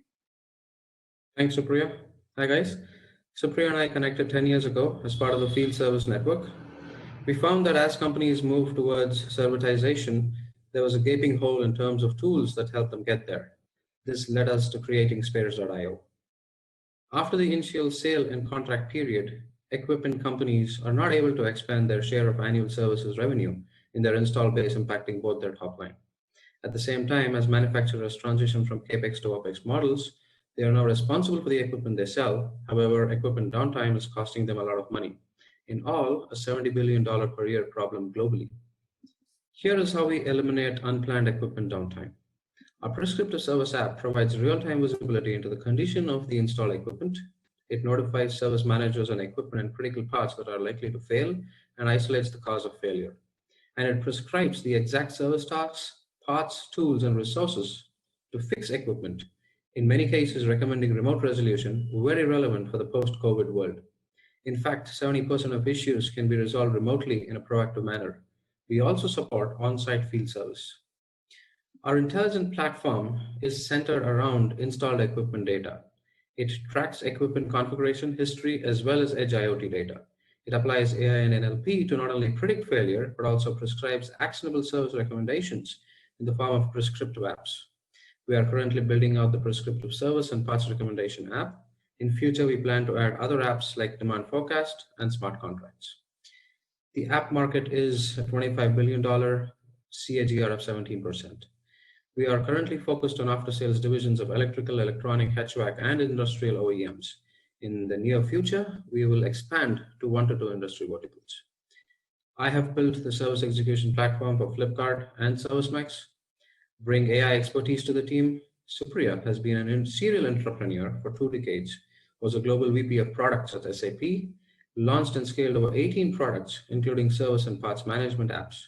Together, we bring over 20 years of service domain experience. Over to you, Supriya. Thanks, Vinay. So we have 4 active pilots right now, including 1 paid contract and 100K ACV in pipeline that we plan to close in 2020. 2 of these prospects are billion-dollar-plus companies with deal values at 100K each. We already have 2 beta apps, one on Force.com and the other being our own intelligent service and parts platform app. Also, we have an app exchange partnership with Salesforce that's closed, invested 40K of our own money so far and raised 35K in pre-seed funding from MARL. So raising 1.5 million safe to reach 1 million ARR with 20 paying customers and a runway of 20 months. This funding will be utilized mainly for building out the intelligent platform as well as the apps and also the go-to-market efforts to reach the above milestone. Here's our 5-year revenue projections. Our immediate focus this year is to close 6 paying customers with 25K ARR by end of 2020. Next milestone is to get to 1 million ARR by Q1 22. We expect an average ACV of 240K over the next 5 years. Business model is SaaS with 1 to 3 year contracts billed annually. Product strategy includes offering prescriptive insight apps on force.com. And at the same time, we will be incrementally building out our new intelligent apps on our own platform with editions-based packaging. A customer acquisition strategy for our next milestones includes, number one, Salesforce Salesforce platform attach as add-ons to Salesforce apps like Sales Cloud, Service Cloud, Field Service. And number two, Spares.io direct play, specializing in 1 to 2 niche industries that Vinay mentioned. So Spares is the only company offering holistic AI-based prescriptive insights for the aftermarket jobs to be done. Existing tools automate siloed service workflows. They will require massive investments to achieve deep domain insights and also extensibility for MLAI in their platform. In summary, equipment companies are looking to maximize aftermarket lifetime value by offering tailored customer-centric services over the lifetime of their equipment. Our AI-based prescriptive approach, our deep domain expertise, combined with track record of building and scaling products, gives us an unfair advantage over incumbents as well as upstarts. We welcome you to partner with us in this low-risk, high-value opportunity. Thank you for your time, and please feel free to reach out with any questions. Thank you.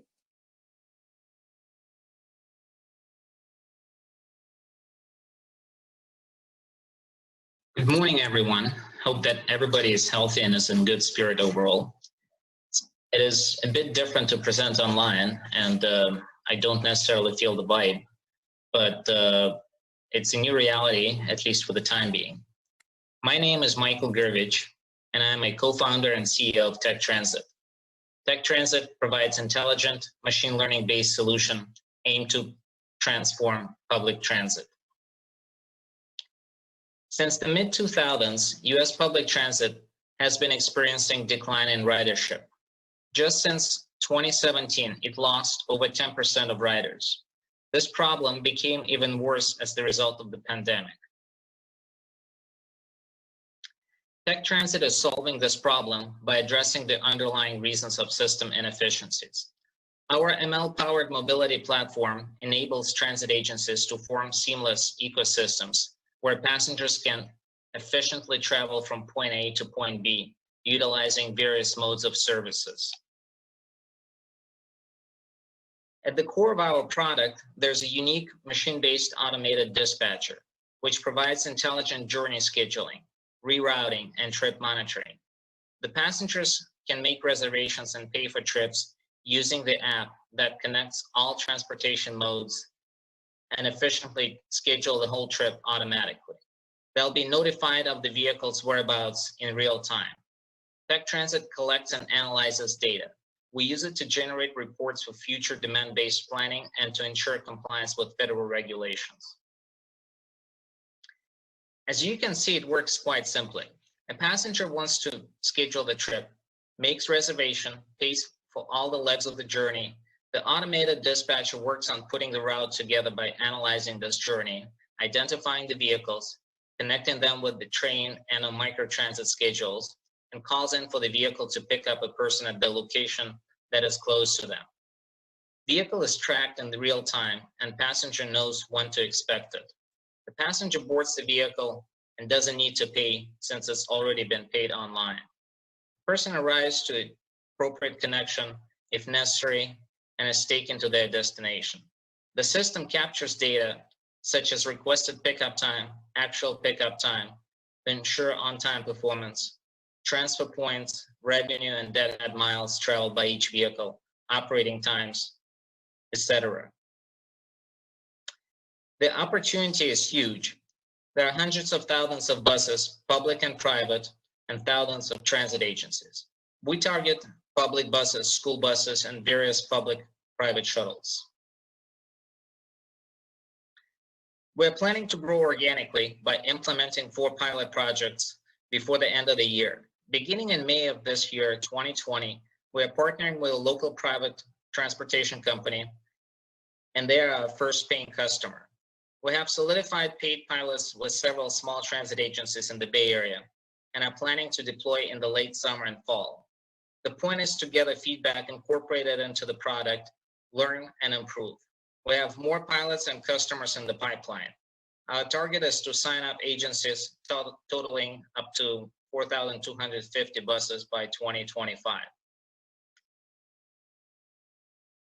We're projecting steady growth with projecting total revenue of $7,650,000 by the end of 2025 by charging $150 per bus per month. This amount has been verified based on what the public transit agencies are paying currently for the software that they're procuring. So we're not asking agencies to pay something extra. They already have money to spend for their IT budget. We're just enabling them to be more cost efficient. Our go-to-market strategy is to license enterprise software through professional networks, direct solicitations, requests for proposals that are done through public and private transit agencies and fleets.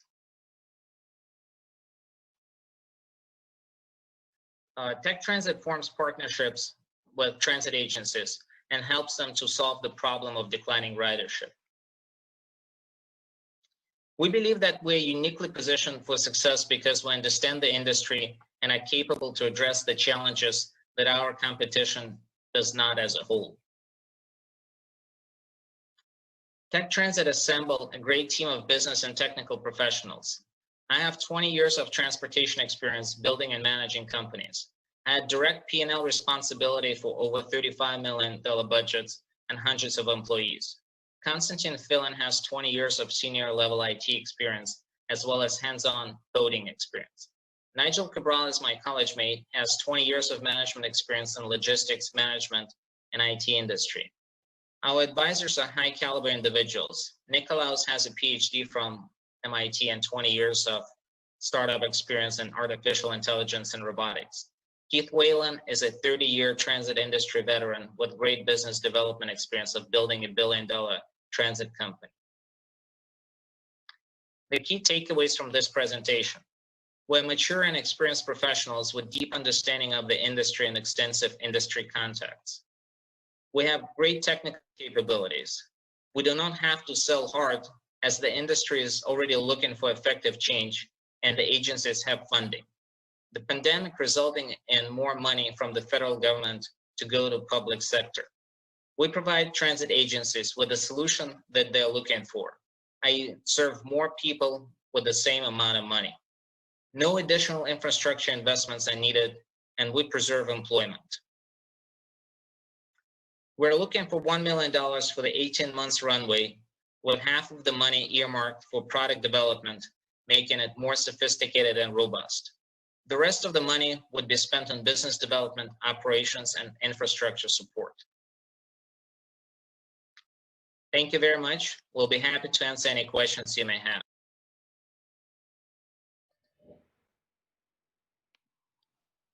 Thank you so much. I think that was the end of the pitches, all of them. We will turn this back to our judges, and we'd love to hear their thoughts, any questions or suggestions or feedback that judges may have. We'll start with Gayatri. Hi, can you hear me?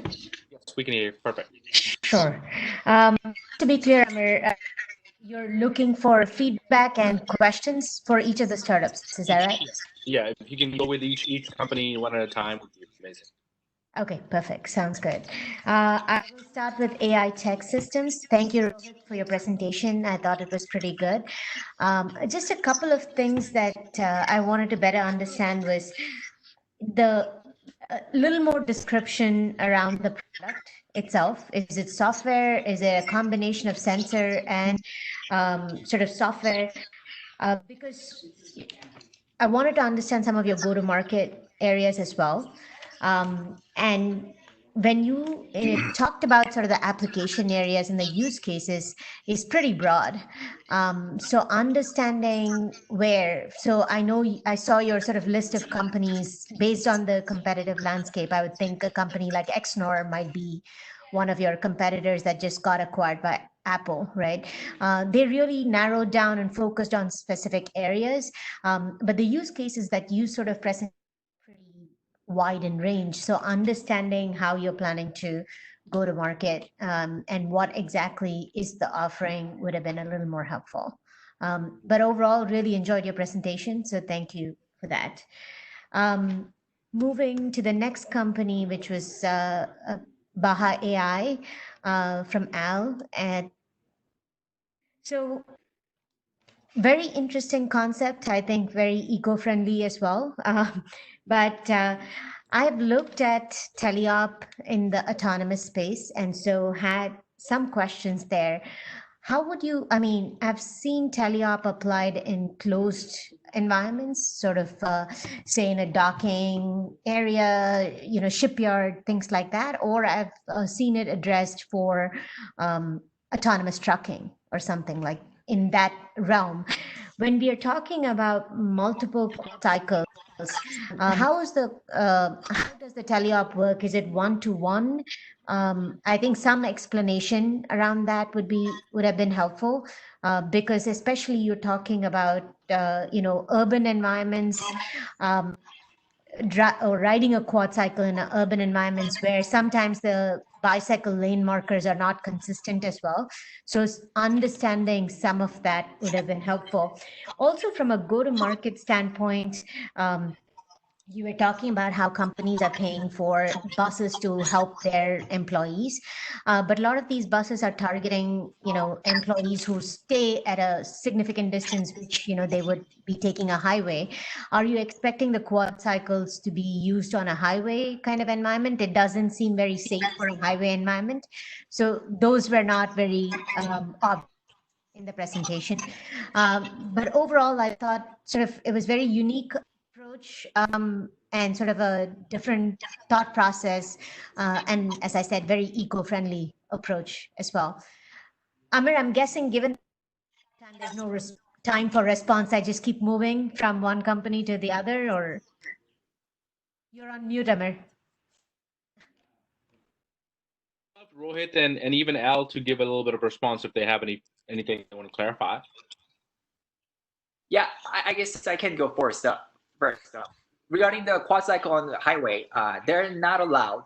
But then what's happening now with the pandemic is that I see that many tech companies are not going to be utilizing the tech buses going forward. So many people will ride scooters, bicycles, quad cycles, much longer distance than usual than they were doing before. So the distances are doubling that people are traveling. So the quad cycle, it's not for super long travel, but then 10 to 20 miles. That's if you live about 10 to 20 miles away from your work, yeah, that's doable. Got it. Gayatri, this is Rohit, founder of AITS. So to answer your question, we are a software platform. So we have a couple of products. One is a platform which lets you connect to a tiny device like this and collects the data, lets you develop the platform, the model, and will also compile the model and flash it back on the device and make it smart. So bring the dumb device and, you know, go away with the smart device. That's the platform. It's a software platform.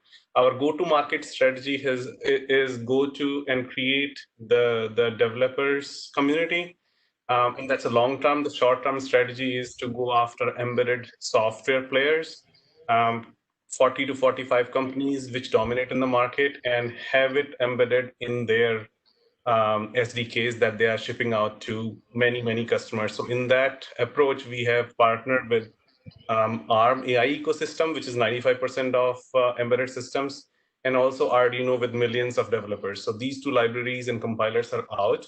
And also we've been approached by large enterprises like NASA and SBIR and some others that we are in further conversation with. So short-term strategy to go to market is go after the embedded system companies, at the same time build the developer platform in the community.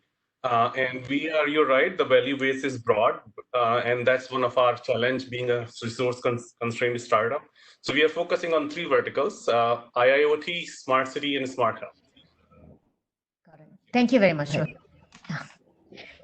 add the teleop earlier that you had a question. Yeah, in the beginning, it'll be one-to-one. And then as we add AI to our software, it'll be 1 to 1 to 2, 1 to 3, 1 to 5. Yeah. Got it. Thank you. Cleanomatics, Abra and Vishy, thank you so much for your presentation. I thought it was very well done. I think the video that showed how the process works was also very, very good. I wish you launched here. That said, I'm actually curious. I mean, you called out the US market, I'm sorry, the Indian market to be $30+ billion in its own merit. So given that, I'm even curious, why are you planning to expand to a a second market? It sounds like the market in India would be large enough for you. Just traversing from north to south, it looks like you would have enough on your plate. So curious as to why you would want to move outside and address the US market. I think Gayatri, Abra here, thanks very much. I think that's a very good question. And that's a debate I and Vishy always have. Okay. So if you see, we have said that initial 3 to 4 years, we'll be perfecting our model in India and we'll be India first company and build the business to $100 million business. We're very sure that we have got our processes, our systems, our manpower, and got the management bandwidth to be able to let India on an auto run and look for overseas opportunities. Why US? Because US, we are headquartered out of US, and entire technology, IP, the technology platform, everything is owned by the US entity. Since everything is owned by the US entity, and in our board, Vishy is a American citizen and he operates out of Tampa, it is a very, very clear temptation to come back to this market and be very close to Amir and Prakash and you guys to start our US operations 3 years from now. Yeah, so that's how it is. Got it. Thank you. I think next up was Display Ride, Naveen and Abdul. Thank you very much for your presentation. I think the rideshare space is fascinating. One of the companies that you had in your competitive landscape, I've personally invested in, so know enough about the space, I think, to be slightly dangerous, but curious about what exactly the product offering is. You talk about remote monitoring and recording. Is it sort of in-cabin monitoring and recording? It was not clear, the entire sort of capability of the product, right? So I would love to understand what exactly is the product. And if you're doing in-cabin monitoring and recording, I would also love to understand how you're addressing privacy issues as well. Sure. So we are actually recording both inside and outside, day and night. And with regards to privacy issues, what we do is we actually hide the faces, especially of the passengers. And in talking to some of the ride companies, they are already, by the way, going to get like some sort of permission, for that we can record, that sort of thing. So it sort of alleviates that. But, we are mindful of the privacy and we can essentially completely hide the faces of the passengers, so it's not visible. The other question that I had was, I've found, at least through conversations with startups, some of whom you had listed in your sort of competitive profile, is companies like Uber seem to be trying out multiple solutions and they don't seem to have a problem kicking one out and picking up another. So I think highlighting what makes your solution more comprehensive, other than just, yes, your solution was sort of up and to the right on the quadrant, but highlighting what makes your solution unique and what is that value proposition that you bring to the table that some of your competitors or somebody even new cannot do, would be interesting, I think. Sure, I think that's a very valid point, and I think we will. We have only 5 minutes, right? So we got. It's always a. So yeah, we do have. They have, by the way, they have actually introduced a lot of these things that recently you may have heard, right? Because of this COVID thing and so on and so forth. But still, we think they're all workarounds, and we are working actively with them. So they. Got it. Yeah. Sounds good. Thank you so much. Yeah. Of course. Safe deploy, Volker. Thank you again for your presentation. I think with sort of agile software development, the whole CI/CD pipeline movement has become very critical and important. I maybe it's my naivete, but I was not clear. You talked a lot about the need for a solution like yours and how it could be used in the various parts of your product. But what I did not hear was how does your solution compare to some of the other competitors in the market? You have huge players like HashiCorp who are building out the entire CI/CD pipeline. And what I would have also liked to see is there is the new movement towards AI ops, which is, you have the DevOps where you're seeing CI/CD, but does this extend into sort of the AI ops arena, or is it purely for CI/CD for traditional DevOps? I think that understanding a little more about that and sort of the product differentiation compared to your competitors would be interesting to. Thank you for your feedback. I would probably say that the most differentiator is that we actually can compare the deployments between the new one and the old one. So meaning we can show you what is the really difference between those deployments and can also pinpoint to the areas where it's supposed to be not to work before you get into production. And that's the key with the other tools are not doing right now or basing on just data which they capture in production. So you actually have to deploy it into production to find out if it's really working or not. Got it. Thank you. I thought overall it was very interesting, and it's definitely an area that requires that more and more relevant and important. So quite interesting. Thank you. The next company was Spares.io, Supriya and Vinay. Thanks again for the presentation. I think predictive analytics and sort of prescriptive and predictive analytics is a very important area. And being able to, I think what intrigued me was also the remote assistance piece. At Micron, we have our own manufacturing, and we talk about how, especially post-COVID, the importance of sort of remote monitoring with all the. For me, what I was curious to learn about was you did talk about your go-to-market with sort of the sales force, but in the sort of buying process, where does the customer come to know about Spares.io, right? Is it do they go looking for it, or do you work with some of the verticals that you talked about, like electrical, electronics, and so on? So is it at the point of sale of that particular equipment that this gets added, almost like a support, right? Like when I buy a TV, I pay for warranty and support. Is it something like that, or is this something that because you called it aftermarket, I'm assuming it happens afterwards, but is the only way for people to find it through the Salesforce exchange? That part was not very clear. Yeah, hi there. Yeah, I can answer that for you. Thank you. So it's a B2B SaaS analytics app, right? And so no, it's not part of the hardware. Like it's not like when you buy a TV, then you get an extended warranty and there's this digital software. It's purely a software. It's a SaaS play.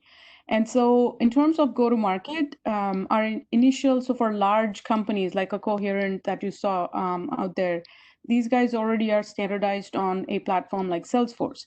And it depends really on the use cases. There are two main use cases, which are service. And so service as in field service, customer service, and then salespeople. So our software can attach with like a Sales Cloud. So if you bought, let's say, SFA, Sales Cloud, and you want your salespeople to now be able to sell parts tied to an existing asset or an existing equipment.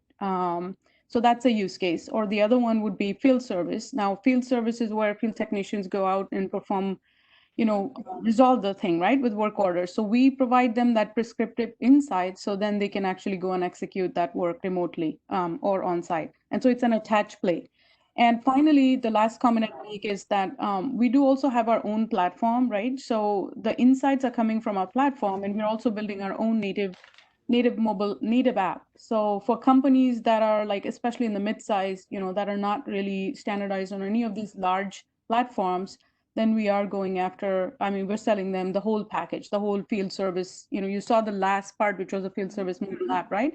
So yeah, so there are multiple, starting with the large players, it's an attached play there. And then for others, mid-sized companies, it's our own native app. Got it. Thank you. Thanks, Supriya. Appreciate it. I think the last one was Tech Transit, Michael and Nigel. Thank you. I think our public systems are very underutilized. So seeing an app that helps us actually leverage some of that existing infrastructure, I think is very helpful. But that said, I was still trying to figure out how does this happen, right? Because you talked about dispatch assistance, but when I think of public transportation, I think of going to a bus stop or a train station, right? So what does the dispatch assistance do, and is it from point A to point B specifically around public, or is it a combination of public and private? Because you mentioned that your customers are city transit authorities. I was trying to better understand that process of for as a user, how someone would leverage your solution.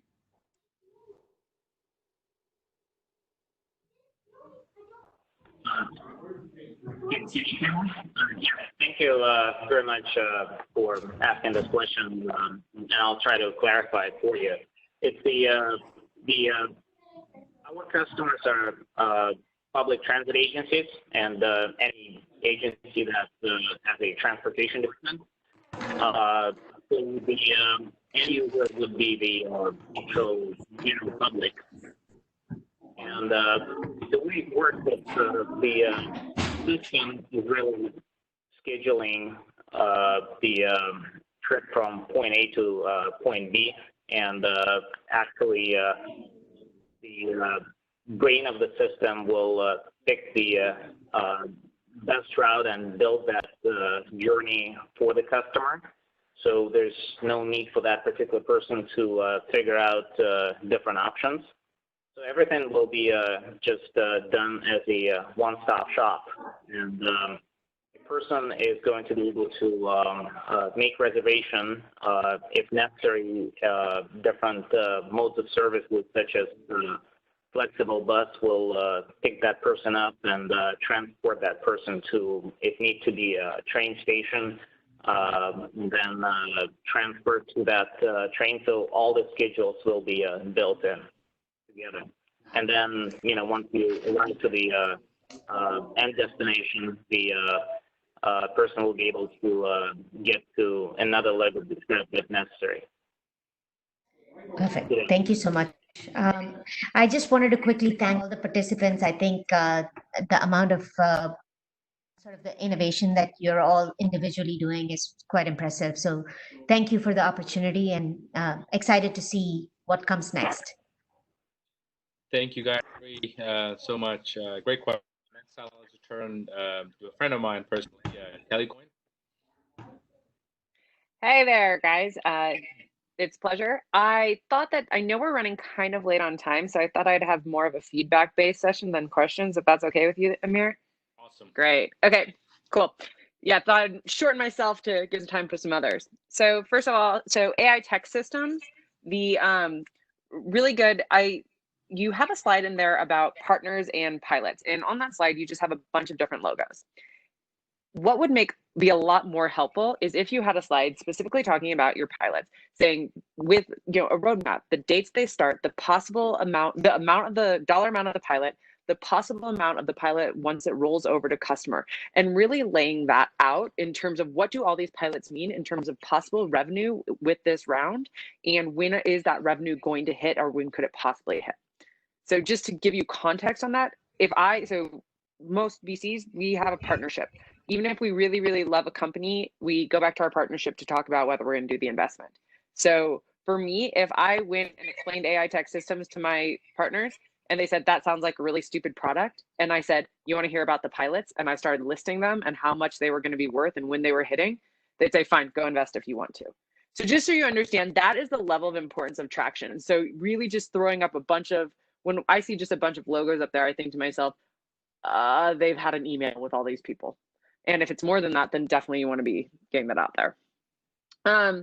For Baja.ai, I think that, you're in a really hard place, largely with COVID being hit. I know that a lot of my investments were focused on the business and industry sector, and in particular, relying on the idea of employees being in office. And that's changed drastically, not just in the short term, but also in the long term and how we think about going into the office. So I think that I would challenge you to think really creatively about your initial go-to-market strategy and the fact that perhaps that is not your initial use case. The initial Facebook, Google bus replacement might not be the same use case that you're looking for. Places that we're seeing going back to work are smaller corporations, people that have less folks that feel like they need to be in there and can't afford to have them staying at home. The other piece I would give to that is, and this is another kind of knock against going after the Facebooks and the Googles, the reason that they pay for because they want people working for those 2 hours. So that's the reason that they pay for it. So being able to say that, being able to replace that with even a half cost solution, that's not the reason they're paying. They're paying to suck an extra 2 hours out of people working. Make sense? Cleanomatics, really love your solution. I think that Gayatri, whose name I'm certainly just butchered, so I'm very sorry, had an excellent point talking about the transition to the United States market. The most important thing to think about when you're fundraising, and your most important thing that you can have in your pocket, is having understood your customer acquisition cost. Everything that you've learned about that cost goes completely out the window when you go to a new market. So anything you can do to estimate that and understand that prior to launching in the market is going to be very valuable. Can I respond? Yes. Can I respond, please? Right now, we have kept our customer acquisition costs very low by Uberizing the washerman community in India. It's an incredible $4.5 US per customer, on a lifetime value of $280 to $300 US per customer. So that's an incredible value that we have built in, because we first Uberize the washerman and then use his network to expand our customer base. Yeah, the similar condition is not available in US, but it works in India. Absolutely. And I think that's the exact point of, does your go-to-market strategy fall apart in the US, and are you going to have to completely rethink it, making it just a lot more unknowns rather than just culture and where people live? I hear you. I agree with you completely. Display ride, one of my biggest things that I had there, and I think this is also playing off something that Gayatri brought up before, is I think the customers in the permission, it's going to be tough, but that doesn't feel like a you problem as much as an Uber problem to deal with. But her point about the pilots and how they bring on a lot of pilots and don't really care about bringing people on or kicking them out, absolute best thing that you can do to ensure that you're the one that gets chosen is to bake in metrics into your pilot contract that automatically rolls you over into customer upon accomplishing those metrics. That is the fundamental difference between pilot hell that lasts forever until you get kicked out, and actually someone who's on track to becoming a real customer. Thank you. Kelly, just 1 second. I think I'm doing clarify. I think they did the pilot last year. I think they just signed a full deployment contract this time. Yeah. Oh, fantastic. That's great. And I think, oh, sorry, go on. We just need to put the metrics. Yes, that's how. It's just a really easy way to make sure you're on track with anybody that you're working with, rather than just saying, I hope they like it. Yeah, absolutely. Spares.io, and I apologize. Safe Deploy, I didn't realize I had to restart and leave the meeting and come back in, so I missed Safe Deploy. So I'm really sorry. I would make something up, but that feels ingenuine. So Spares.io, so you bring up in your presentation that you're trying to raise $1.5 million for $1 million ARR before your seed round. That's an Excellent goal. It is actually the goal I set forward for all of my pre-seed investments, is that they are trying to get as close to 1 million ARR before they go and raise their seed. It puts you in about the top 10% of those raising seed rounds. So it's an excellent goal to be going after. And the fact that you see a pathway there already puts you in that top percent of startups. That all being said, really, I think that this was touched on before as well, starting to really understand your customer acquisition cost to a level that is a reliable and repeatable month-over-month customer acquisition strategy, that as long as you have that and people can see the path to 1 million in 20 months, then it's a real no-brainer investment, and then continues to be so at the seed round. And then lastly, tech transit. I think your idea is super interesting, but one of the most interesting things that you touch on, and I think this is something that you need to hold as core, is that you are operating on already existing budgets. So you're taking an IT budget that already exists and taking a piece of it and redeploying it as your customer. So the piece of that I'm trying to get at is the closer that you can understand those budgets and understand where they should reapply that money, those funds towards tech transit, is going to make you more successful. We do this in everything, and particularly in government, when you don't want to have to be escalated up the ladder. You want it to be something that a decision a lower down person can make just to redeploy funds elsewhere. Sorry. Hopefully we caught up on some time with that, but. Thanks, Kelly. Thank you. That was amazing. Thank you for the feedback. We'll move to Varsha. Amir, should I target 5 minutes, given we're supposed to have been done at 3:20? Yes, please. Okay, I think I'll target 5 minutes. On AI tech, what would be the IIoT applications or a use case? A smart factory for predictive maintenance, smart farming. Okay, that's great. I think same feedback as my previous two colleagues. It'll be great to just have a focused presentation. Lots of applications, great to show large TAM, but will be great to show targeted TAM in the first 18 months. We are excited about the predictive maintenance market. On Baja, I love the vehicle. I really like to ride in it. I think lots of regulatory challenges. We are an investor in a similar space in India called Bounce, in the ride sharing space. It's more for EVs or regular scooters. So, parking, regulatory challenges to store them, and also lots of operational overhead in order to locate things or in case things don't work. So I think you have your work cut out for you in order to get a new vehicle on the ground.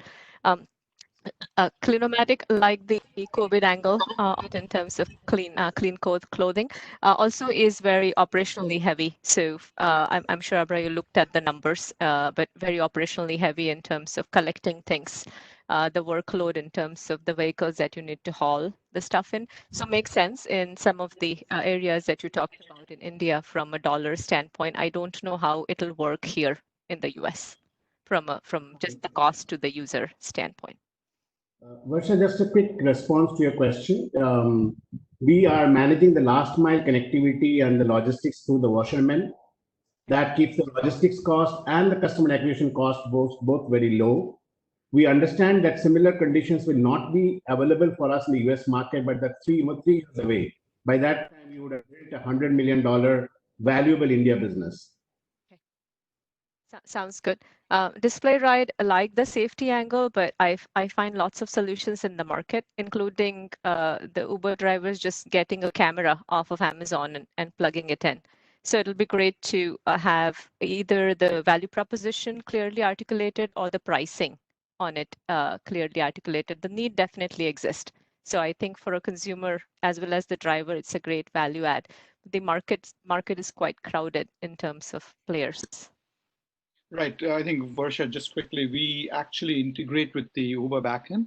So it's not like a standard, which the driver. So here, the driver is really not intervening with the recording at all. So that's great. Okay. So that is going to be an angle then going through. Okay. That's great. That helps a lot. In terms of safe deploy, like the tool, like the 1 million ARR target, it'll be nice to know just the usage of the tool. I couldn't I could not understand that, but it obviously looks like it's appealing to the consumer base or the developer base in the market.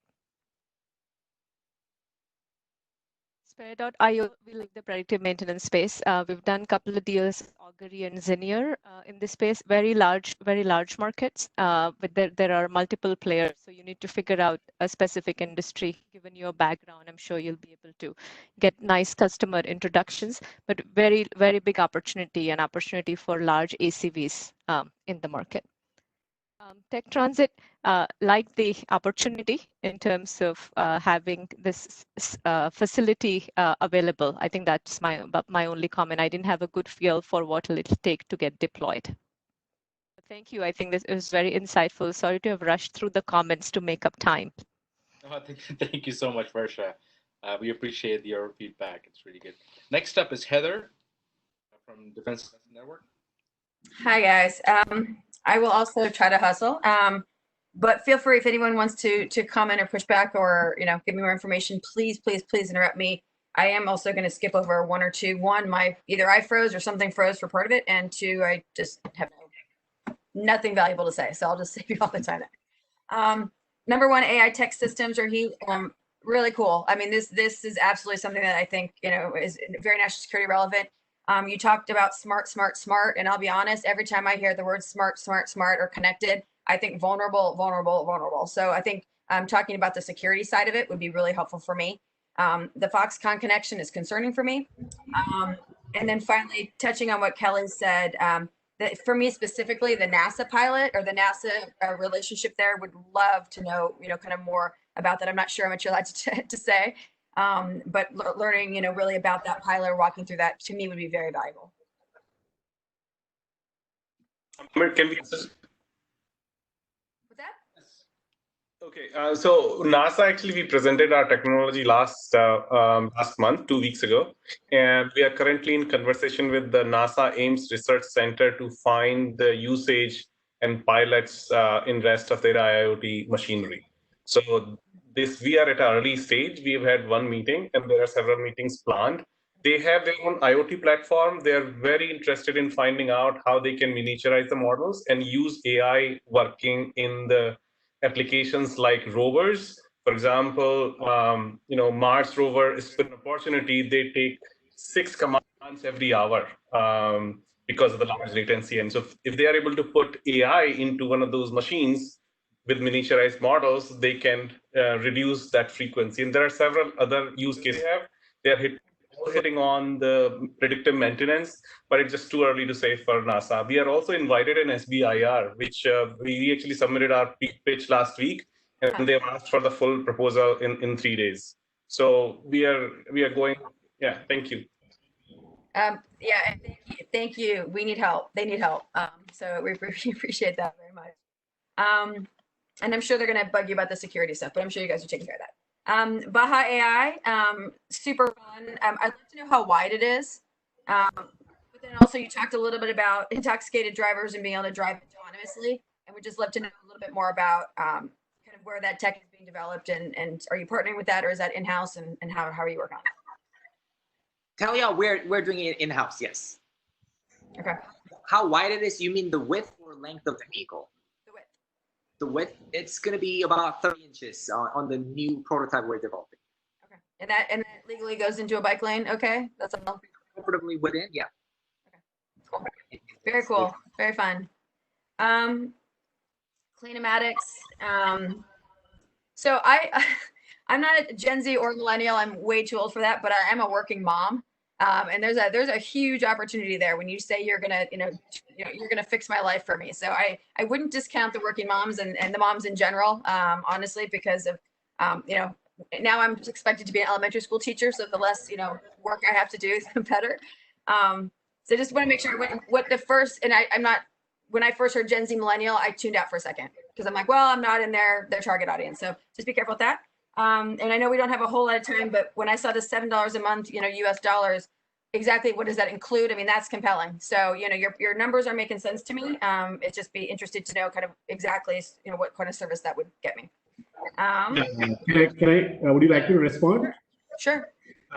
See, most of these packages are subscription packages. The youngsters and the Gen Z, they love a predictability of expenses. So a particular month, they will commit a particular subscription model to us, okay, for 4 times or 5 times pickup. Each time they will give 7 to 8 garments, and they're very calculative. So when they give jeans, they will not give many other garments because they know one jeans is very heavy, okay. So that works very much in their favor. It's very much like a prepaid card in the mobile industry, okay. And from the beginning, our model has been geared towards them. And you are right, we are now discovering it's the other way. Actually, the moms now are more worried about sending the Gen Z kids out for building the careers. Earlier, they only had to worry about their food. Now they're worrying about the personal hygiene and health. And their Clinomatics has a huge opportunity to talk to the moms of the Gen Z and millennials to drive a usage rate at a much faster pace. Interesting. I would pay for that. My kids are a little bit, but I would pay for that. Very cool. Yeah. Display ride. You mentioned in there. I'm just curious as to who receives those alerts and what happens. Typically goes to the rideshare company. They get either an SMS or we can get a message, and they take whatever approach action that they deem appropriate. And so is that something that they're equipped to do? Do they have?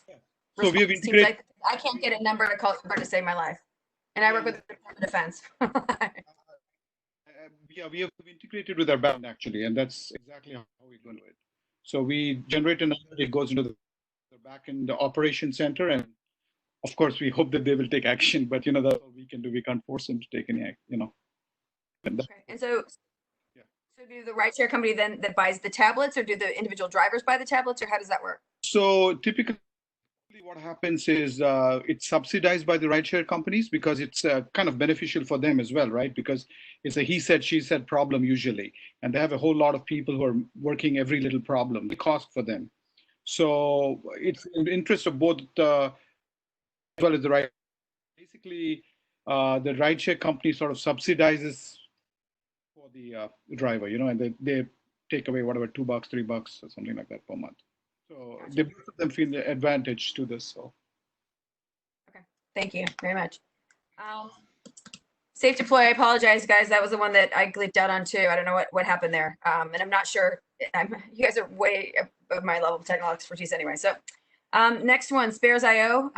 Super interesting. I have to say, predictive analytics, predictive maintenance for the Department of Defense, massive taxpayer spend.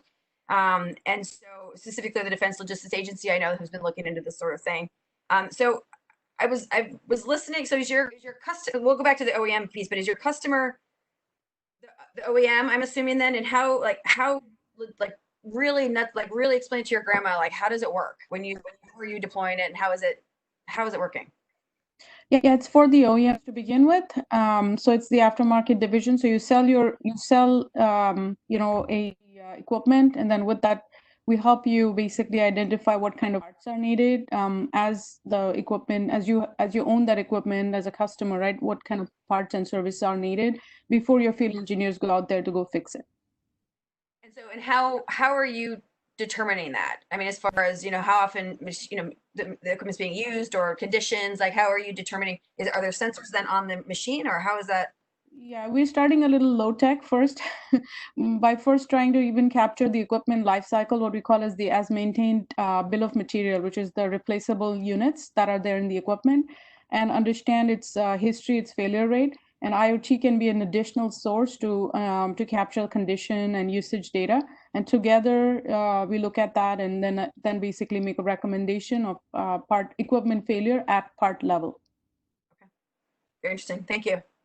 In tech transit, not too much here. That you talked about kind of a 10% decline in public transit, and wondering, and I think you might have said it, but kind of what most of that's due to, because for me, I've heard a lot about it being due to perceived safety. Just wanted to know kind of where those numbers are coming from and what you're hearing.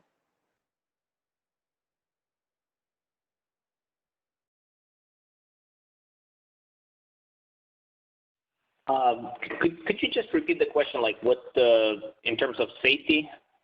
Sure. I won't even put that out there. Just what you said. There's been kind of a 10% decline, in public transit. Just curious as to what you're hearing. that's from. I think everyone's trying to be, connected and smart and, environmentally, focused. And so just kind of what do you think is causing that decline? Well, as I put it in the presentation, I mean, the main reasons are that the systems are not addressing the needs of the customers. It just takes a very long time for someone to get from where they want to go and where they need to go, and the systems are not flexible and unpredictable. And so what happens when there's, I mean, I love how it kind of takes you through the whole journey and you've got all the different pieces there. What happens when there's a break in the chain? What happens when the transit agencies are going to bring the change? I mean, the change is not going to happen overnight, particularly if the service is provided over the jurisdiction of several transit agencies. The industry is actually talking about it, how to bring those service areas together. What we are actually doing is working with small municipalities right now to deploy our system and operate within the municipality. And then once there's an overall acceptance of how the different agencies is going to bring those service areas together and make it possible to transfer service, to deploy service from within different service areas, then we can certainly address that. But the overall technology is going to be able to support that, and it just means connecting different modes of services and having vehicles and dispatch systems of different transit agencies communicate to each other. Thank you so much. I'm good. Thank you. Thank you so much. And we have a last judge today, Radhika. Hi, everybody. I'm going to make it very short and sweet. I know I'm coming between the end time and the questions and answers. First thing is beautiful presentation, very well planned out and done. And I'm going to, most of the questions I had were covered co-judges, but I would like to just go over a couple of things only, and I'll break it up into two factors, coming not from the venture side, but also only from the product and business side. I'll just divide it up and see if you can help me understand a little bit better. I would say first I'll go with the logistics companies, and I would say Baja.ai, Display Ride, and Tech Transit. Please take a look at some of the competitors. The general overview that I saw and I would like going forward is what is the use case of a 5G, because most of them can be done on 4G LTE. I would like to see a compelling use case to say that this is why 5G plays a big role in what we're doing. And this is not for a challenge part of it, but for me to see where the business unit alignment happens for you guys to actually take it forward. So please, two things that I would recommend or suggest is emphasize a little bit more on your competitive landscape and how the 5G plays a critical role in your product or your service, for me especially, or any of the telcos to understand better. Going back to Baja.ai, Display Ride, and Tech Transit, there are a couple of startups that I have come across lately, and they had similar solutions. So please take a look at Beans AI. Please take a look at Swiftly, and I forget the last two that came in. I'll shoot out an email with those names. These are similar solutions that we have seen, and one of the things that I have seen is because of COVID-19, they have pivoted to a more touchless solution. And I would recommend you guys to take a little deeper look into that and see how you can incorporate that as an angle for your current solutions. Going to Clinomatics, I agree. It's data management is one thing I'm a little more curious to know. How are you doing the data management? Especially you said you take information from WhatsApp, your application, and any integrated process of emails, and also how are you putting all the data together to actually understand is the same customer or it's a different customer? I can have a different WhatsApp number and a regular number. So how do you map that part, and how do you store the data? To be honest with you, that is something that I would like to know a little bit more about.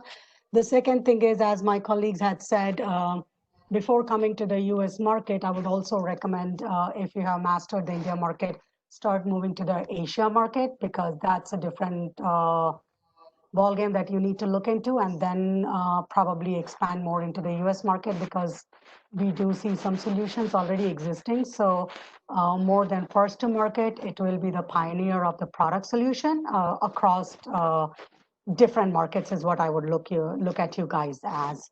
Sorry, go ahead. Go ahead. Go ahead. You wanted to say something? The first question I would like Vishy to address is my CTO, so he would be better positioned to address the first question. But by the time he comes on with the answer to the first question, let's answer the second question first. See, we are definitely very clear for the model. If you have seen the way we are presented to you, entire business model, the case, ramping up, everything is crystal clear to us. That is why it's so emphatic and so clear in the three years that we have defined. We know exactly what we're doing, and we know exactly what we need to do. Okay, and we also have the talent pipeline lined up. So that's to pick up also. Okay, I completely agree with you that we need to reinvent ourselves when it comes to US. And we have looked at markets like Bangladesh, we have looked at markets like Myanmar, and we have looked at markets like Indonesia, which are very close fit to the Indian market, which have a lot of migrant laborers, which will be just a cut paste of the current India model, right? But we believe that doing this will develop adequate value. We have, just to come to the US market. US is an opportunity. We don't want to leave because we are headquartered here and we have our entire technology development and everything headquartered out of US. So we don't want to leave that opportunity. Sometime definitely will come.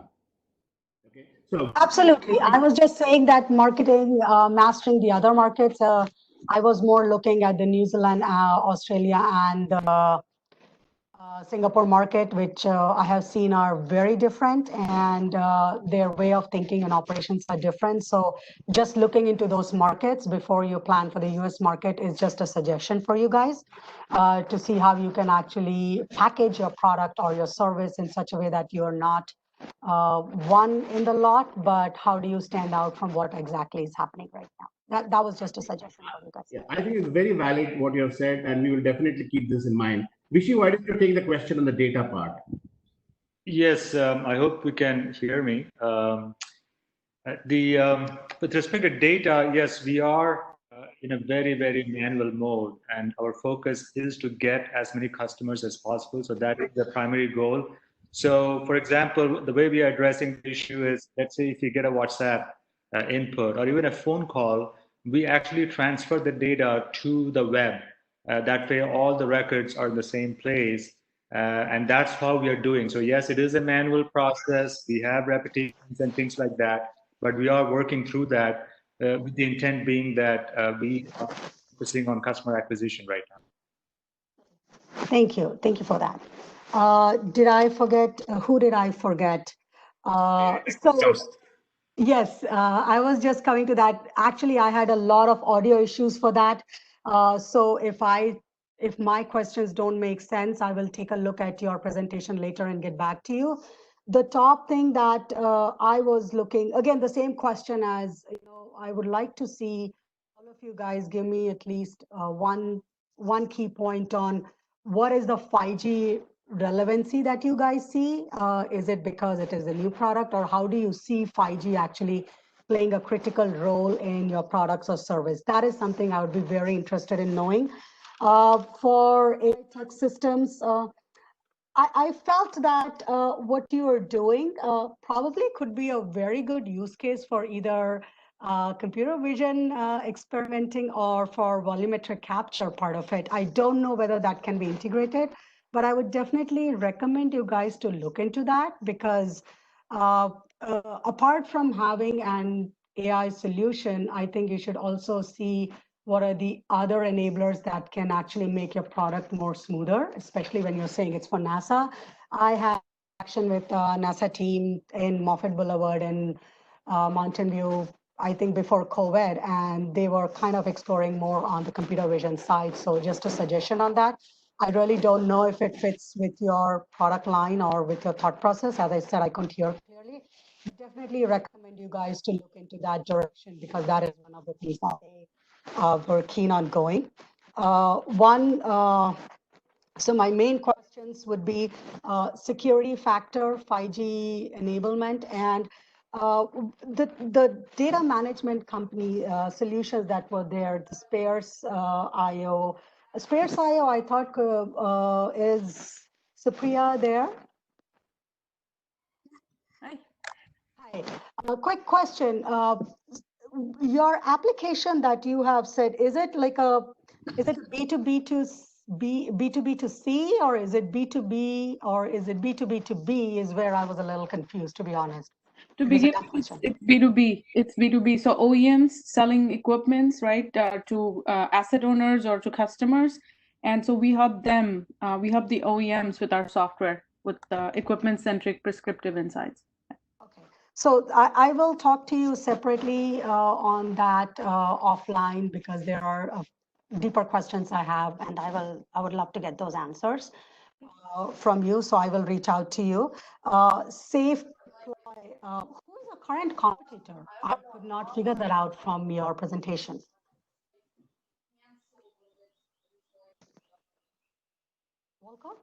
Competitors are right now most likely Harness and CloudBees and OverOps. Okay. And you had mentioned that you were looking for 2 C-level executives. Could you elaborate on that? I'm curious to know at the early stage, you're looking for 2 key C-level when you have, your presentation had a chart which had pretty good experienced people already at the C-level. So I'm a little curious on that part. I'm not looking at it, it's just that they will get paid by this. I'm sorry?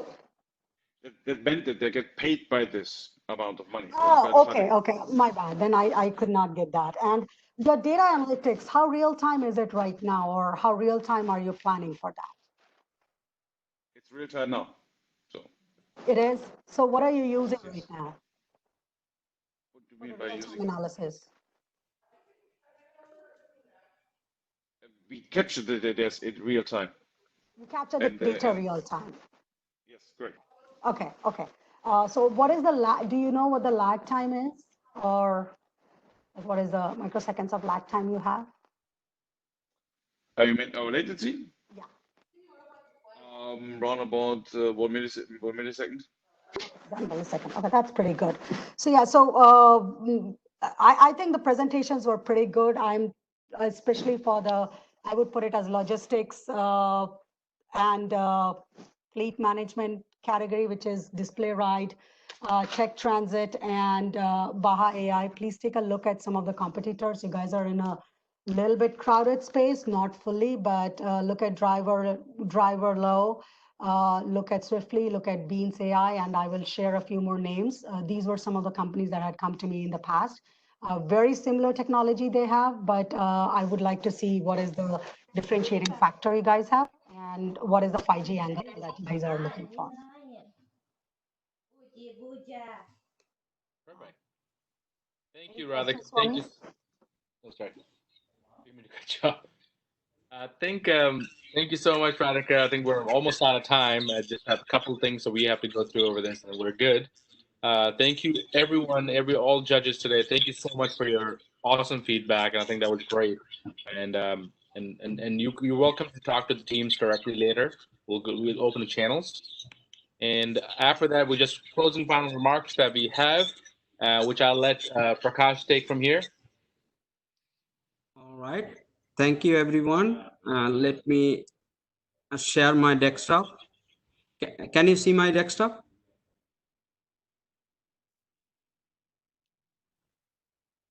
Yes.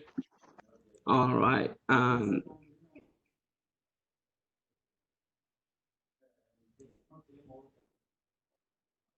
Just 1 second. All right. Thank you, everyone. So I know we are running a little late, so I will make it quick, but at the same time, I do not want to lose the fun and the futuristic, all the excitements out of the equation. So bear with me for a few more minutes. We are starting our fall cohort, which is going to start in August 10th. We are adding another vertical, AR, VR vertical with various use cases. There are plenty of opportunities, and we see a kind of area where a lot of use cases can help, especially the post-COVID world. And Goldman Sachs did a study, we think, and 90 to $100 billion by 2025. So it is an enormous growth area where we want to take some early stage startups into this space. So please, if you know any of your friends, families, or other startup founders who has some ideas around this, let them apply, and we'll be happy to take a look at it. So considering the application, application is open. Please, the marlaccelerator.com/apply. I think we will get all the application information will be within 24 hours period. We will get back to them with some kind of potential next call, or probably pass for now and then put them into later consideration. So we are very quick and fast at a 5G speed almost. So please keep that in mind. We are also having a very super exciting growth plan in place for next 5 years. So this year we are in the West Coast. Next year we are planning to have an operation center in the East Coast, and the year after in the Midwest somewhere, because we think there is a technology talents are everywhere, and we need to tap those technology talents at a very early stage. First time founders, specifically the coming out from the research lab or the university or some incubator organizations, and how we can bring our experience and ecosystem together to help them in order to make the solutions go faster into the market.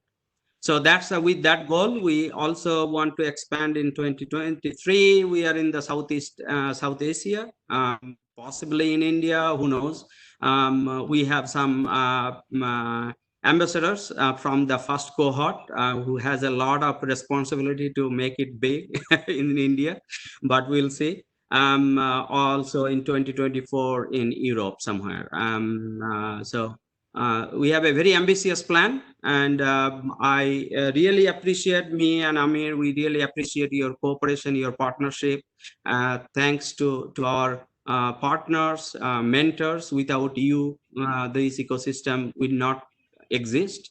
And obviously with the startups, thank you so much for working with us, and we will look forward a very long journey together. So we can build the ecosystem very healthy and vibrant.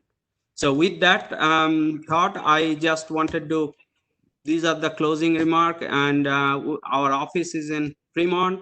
We will be open even if in there is no cohort, but we will be working with several interns during the summertime. So if you have any ideas to collaborate or partnership, please feel free to reach to us, and we will be available. With that said, I think as part of the logistics, there is a Zoom calls, I think all are shared on the chat room of this web session. So everyone has been emailed with our company's, I call them like demo rooms or Q&A rooms. Please check your email. That came out about an hour ago.